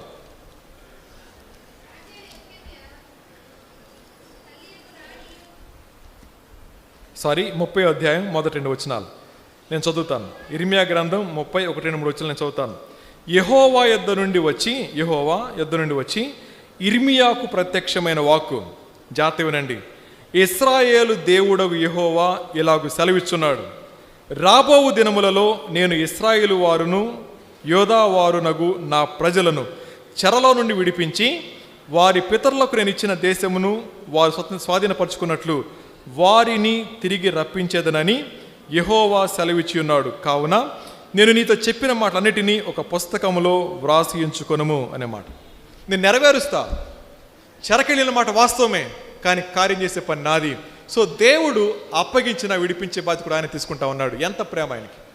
ఈ దినాన్న హబక్కూకు గారితో మాట్లాడుతూ ఉంది. హబక్కూకు గారు అంటా ఉంది, ప్రభా నీ వాత్సల్యాన్ని జ్ఞాపకం చేసుకోండి. గతంలో నా ప్రియులు విడిపించారు, తిరుగుబాటు దగ్గర నీ ప్రేమను చూపించారు, ఇప్పుడు కూడా జ్ఞాపకం చేసుకోండి, తిరిగి మా జీవితాల్లో మంట పుట్టించండి అనే మాట. మీకు ఒకసారి దండం పెట్టి చెప్తున్నాను, ఆవులెంత వస్తే ప్రభు చెయ్యి ఇచ్చాడు నోటి మీద పెట్టుకోండి. మీరు ఆవులిస్తే నాకు కూడా ఎదురు వస్తుంది. దయచేసి ఆ పని చేయకండి. పోదని చెప్పారు, మరి మీరు 2 గంటలన్నా వింటారని చెప్పి నాకు మీ నుంచి ఫీడ్బ్యాక్ వచ్చింది. ఇప్పుడు నేను ఆ ఉద్దేశంతో చెప్తున్నా, లేకపోతే ఈ పాటికి ఆమెనేవాడిని. అర్థమవుతుంది కదండి. నా ఆసక్తిని అంటే నా ఆనందాన్ని మీరు తుంచేయకండి, ముగించబోతా ఉన్నాను. రైట్, సరే. ఈయనంటా ఉన్న జ్ఞాపకం చేసుకోండి. ప్రియమైన వాళ్ళారా, దేవుడు మన జీవితాల్లో పనిచేస్తున్న విధానం ఏంటండి అంటే, ఒక్కసారి వెనుదిరిగి చూస్తే ప్రతి స్టేజ్లో కూడా దేవుడు ఆశ్చర్యరీతిగా మనల్ని రెస్క్యూ చేశారు. కాబట్టి ఈరోజు ఇక్కడ కూర్చున్నాం. ఆశ్చర్యరీతిగా లాస్ట్ మినిట్లో ఇక లేదు అనుకున్న సమయంలో ఎక్కడి నుంచి వచ్చిందో హస్తం మనకు తెలియదు, మనకి సహాయం చేసింది, ప్రభు నిలబెట్టాడు అని చెప్పుకుంటూ ఆయన రాసుకుంటూ వచ్చాడు. తర్వాత మీరు చదువుకోండి. అది అయిపోయిన తర్వాత 16 వచ్చిన దగ్గరికి వద్దాం. 16 వచ్చిన ఏమంటారో చూద్దాం. చూడండి. నేను వినగా జనుల మీదకి వచ్చేవారు సమీపించే వరకు నేను ఊరకొని శ్రమదినము కొరకు కనిపెట్టవలసి ఉన్నది. నా అంతరంగం కలవరపడుతుంది, ఆ శబ్దమునకు నా పెదవులు కదులుచున్నాయి, నా ఎముకలు కుళ్ళిపోచున్నాయి, నా కాళ్ళు వణుకుచున్నాయి. అయిపోయింది. ఇది ఆయన సమస్య.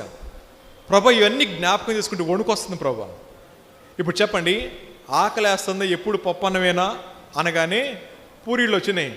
ఆఫ్రికా నుంచి బయలుదేరినాయి, ఆసియా దగ్గర డైవర్షన్ వచ్చినాయి, అక్కడ పడిపోయినాయి, కుప్పలు పడిపోయినాయి, వలస పక్షులు అవి కింద పడిపోయినాయి, వండుకొని తినేశారు. తినిన తర్వాత మాంసం పళ్ళలో నిరుక్కుంది. బహుశా వాళ్ళకి దంత సమస్యలు ఏమైనా ఉన్నాయేమో, లాక్కుంటున్నారు పళ్ళు పట్టుకుని. ఆయన అన్నారు, నీళ్ళు ఎక్కడి నుంచి వస్తాయి? నీళ్ళు వచ్చినాయి, తాగారు. తాగిన తర్వాత మళ్ళీ తిరుగుబాటు చేశారు, ఈయన వచ్చినాయి కదా. ఇప్పుడు నా ప్రశ్న, ఆ సమయాన్న దేవుడు అన్నమాట, యెహోషువ కాలేబులు తప్ప ఇంకెవ్వరూ ప్రవేశింపరు నా విశ్రాంతిలో. ఒక కఠినమైన వాగ్దానం వచ్చింది. ఆ మాట వినగానే ఈయనకి వణుకు వస్తుందంట. ప్రభా ఎంతమందిని విడిపించింది వదిలిపెట్టేయడానిక? దేవుడు అవకాశం ఇచ్చాడు, మార్చుకోలేదు, బతిములాడాడు, వినలేదు, తిరుగుబాటు చేశారు. ప్రభా అన్నాడు, మీ శవములు ఈ అరణ్యములో రాలి భూమిలో శిథిలమైపోయే వరకు మీ పిల్లలు మీ కుటుంబాలు తిరుగుతాయి అనగానే అక్కడే తిరిగారు. ఆయన అంటాడు 40 years అంట వాళ్ళు తిరిగింది. ఎందుకో తెలుసా? ఆ శవాలు కుళ్ళిపోయి శల్యాలన్నీ కూడా భూమిలో కలిసిపోయే వరకు తిప్పాడంట ప్రభు. అక్కడ అర్థమవుతుందండి. 400 మీటర్లు లేదా 4 కిలోమీటర్లు ఎంతసేపు పరిగెట్టాలా?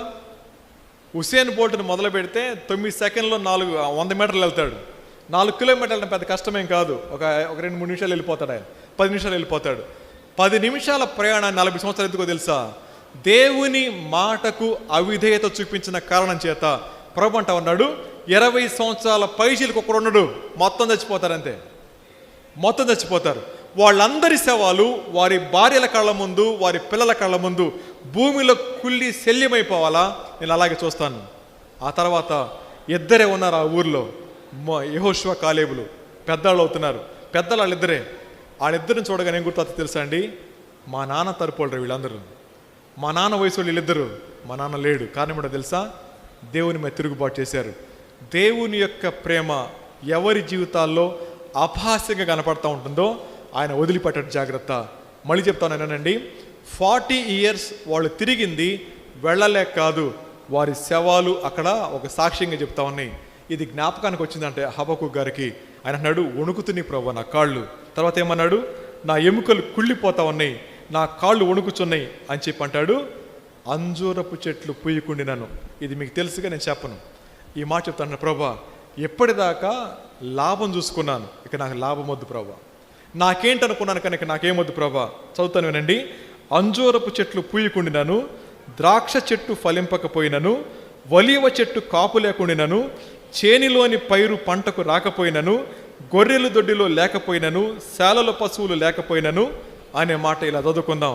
ఇంట్లో సమాధానం లేకపోయినను, ఒంట్లో ఆరోగ్యం లేకపోయినను, జేబులో డబ్బులు లేకపోయినను, బయట అప్పులు ఎక్కువైపోయినను, నా శరీరం వెళ్ళిపోతా ఉన్నప్పటికీ నేను యెహోవా యందు ఆనందించేది. చెప్పగలమా మాట? ఇదే మాట.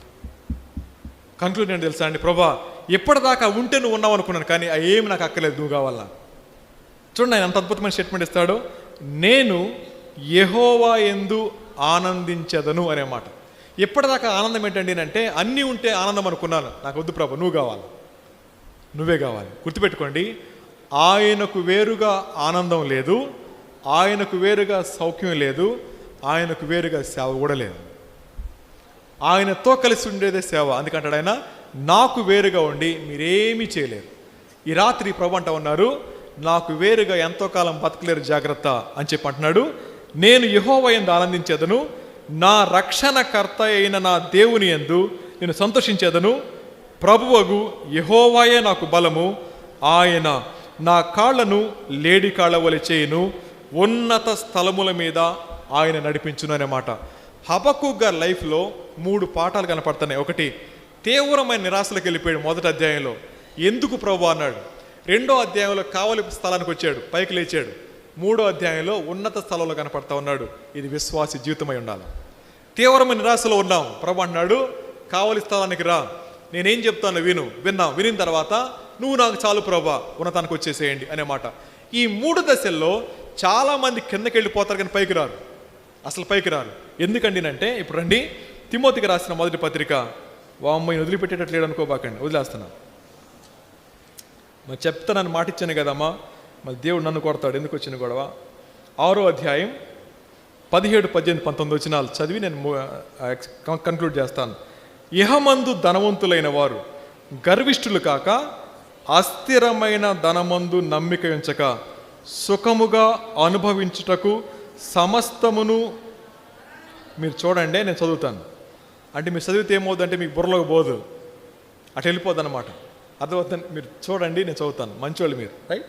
ఇహమందు ధనవంతులైన వారు గర్విష్ఠులు కాక, అస్థిరమైన ధనమందు నమ్మిక ఉంచక, సుఖముగా అనుభవించుటకు సమస్తమును మనకు ధారాళముగా దయచేయగల దేవుని యందు నమ్మిక ఉంచుడని ఆజ్ఞాపించుము.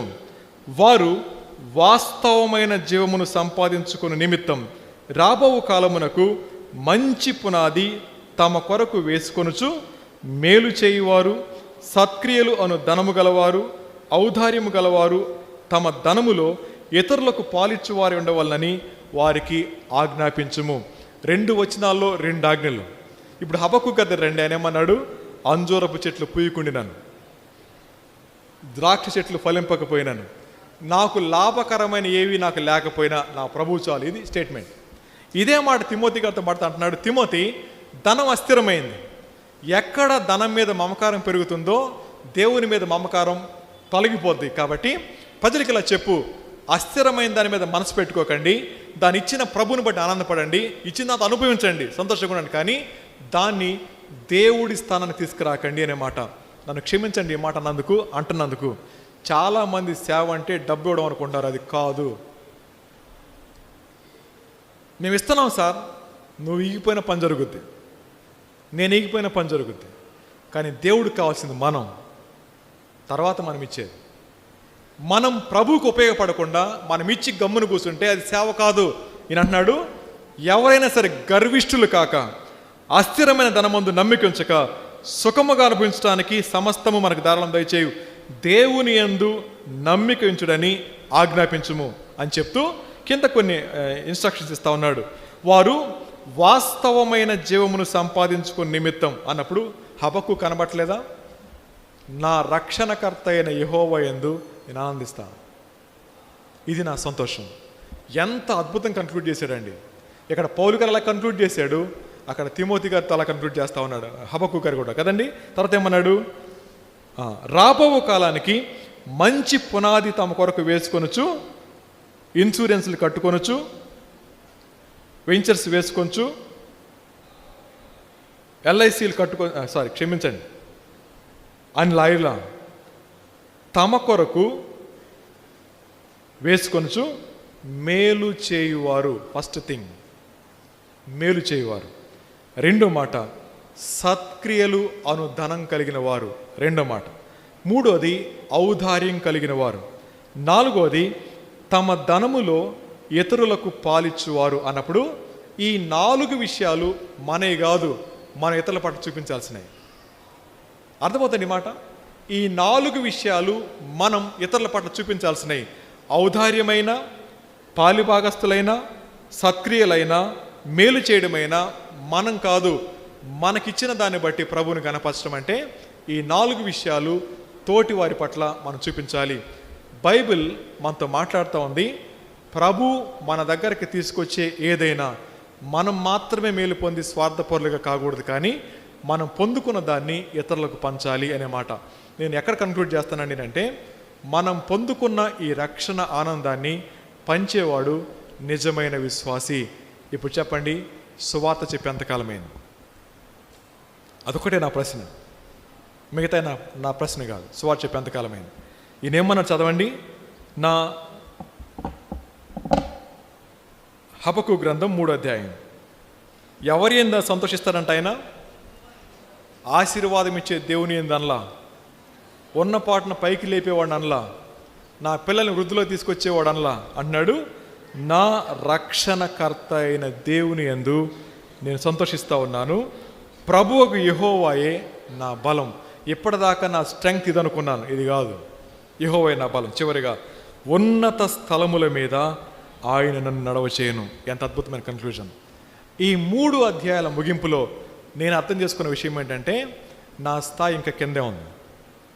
ప్రభు నన్ను లేవనెత్తడానికి పదే పదే ఇదే వాక్యం ద్వారా నాతో మాట్లాడుతూ నా జీవితాల్లో దేవుడు పనిచేస్తూ ఉన్న విధానాన్ని అర్థం చేసుకొని బ్రతుకు మార్చుకోమని పదే పదే హెచ్చరిస్తూ ఉన్నది నన్ను కాపాడటానికే, అవకాశం ఇస్తూ ఉంది సరి చేసుకోవడానికే.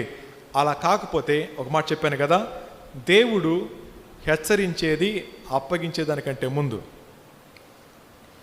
దేవుడు పనిష్ చేయడానికంటే ముందుగా హెచ్చరిస్తాడు, అప్పగించేదానికంటే ముందుగా అవకాశం ఇస్తాడు. ఇది కొద్దిమందికి అవకాశం, కొద్దిమందికి హెచ్చరిక. ఈ 3 దినాల కూడికల్లో ప్రభు వ్యక్తిగతంగా నాతోనూ కూడి ఉన్న మనందరితో మాట్లాడుతూ ఉంది. నా హృదయం ఏంటో తెలుసుకోండి. ఆయన హృదయం మనకు అర్థమైతే ఉద్యమం లేకుండా బ్రతకలేం, ఆయన కోసం పనిచేయకుండా బ్రతకలేం, ఆయన ప్రేమ చూపించకుండా ఉండలేం. కాబట్టి ఈ సంవత్సరమైనా ఆయన సంతోషపెట్టే విధంగా ప్రభు మనకు సహాయం చేయను గాక. తల వంచండి, కళ్ళు మూసుకోండి, ప్రార్థన చేసుకుందాం. తల వంచండి, కళ్ళు మూసుకొని ప్రార్థన చేసుకుందాం. దేవుడు మనతో మాట్లాడుతూ వచ్చిన మాటను బట్టి ప్రార్థన చేసుకుందాం. మమ్మల్ని మిక్కిలిగా ప్రేమించిన మా ప్రియ పరలోకపు తండ్రి, మీ ఘనమైన, శ్రేష్టమైన, అత్యున్నతమైన నామానికి వందనాలు చెల్లిస్తూ ఉన్నాను. దేవా, మీ మనసెరిగి మీ బాటలో నడిచిన మా ప్రియులు, మా పెద్దలు, వారి జీవిత అనుభవాల్ని ఆత్మదేవుని సహాయంతో వ్రాసి మా కనుల ముందు పెట్టింది మా జీవితాల్లో మార్పు కోసమే కదా ప్రభువా. అలాంటి మేము ఉజ్జీవాన్ని కోల్పోయి నిర్జీవంగా జీవిస్తూ ఇదే జీవితం అనుకుని భ్రమలో జీవిస్తాం. అదైతే క్షమించండి దేవా. మా విశ్వాసం క్రియలతో కూడిందై ఆత్మఫలాన్ని కలిగి మిమ్మల్ని ఆనందింపచేసేదుకుంటానికి సహాయం చేయండి దేవా. కలిగి ఉన్న వాటిని బట్టి అతిశయపడక, కలిగించిన మినిమూలు బట్టి అతిశయపడుతూ అంతవరకు నమ్మకం సేవించే కృపను అనుగ్రహించండి. మాకు అనుగ్రహించిన మరో నూతన దయకిరీటం బట్టి మీకు వందనాలు. వాత్సల్యం చూపుతూనే ప్రభా మమ్మల్ని జ్ఞాపకం చేసుకునండి. మీరే మమ్మల్ని పట్టించుకోకపోతే, మీరే మమ్మల్ని వదిలేస్తే ఏమైపోతాం ప్రభా. ఈ దినాన్న ప్రభు మీరు మాట్లాడిన ఈ 3 వర్తమానాలు మా అందరి జీవితాల్లో కార్యం చేయలాగిన సహాయం చేయండి. విని విడిచిపెట్టేవారం కాక, విన్న వాక్యాన్ని అర్థం చేసుకొని అన్వయించుకొని భావితరాలకు మాదిరిగా ఉండే కృప మా అందరికీ దయచేస్తూ రమ్మని దేవా, ఈ కూడికల్లో మీరు చేసిన సహాయం అంతటి బట్టి వందనాలు చెల్లించుకుంటూ యేసు ప్రభు నామములో మిక్కిలి వినయముగా ప్రతిమాలి అడిగి వేడుకొని ప్రార్థిస్తున్నాము తండ్రి. ఆమెన్.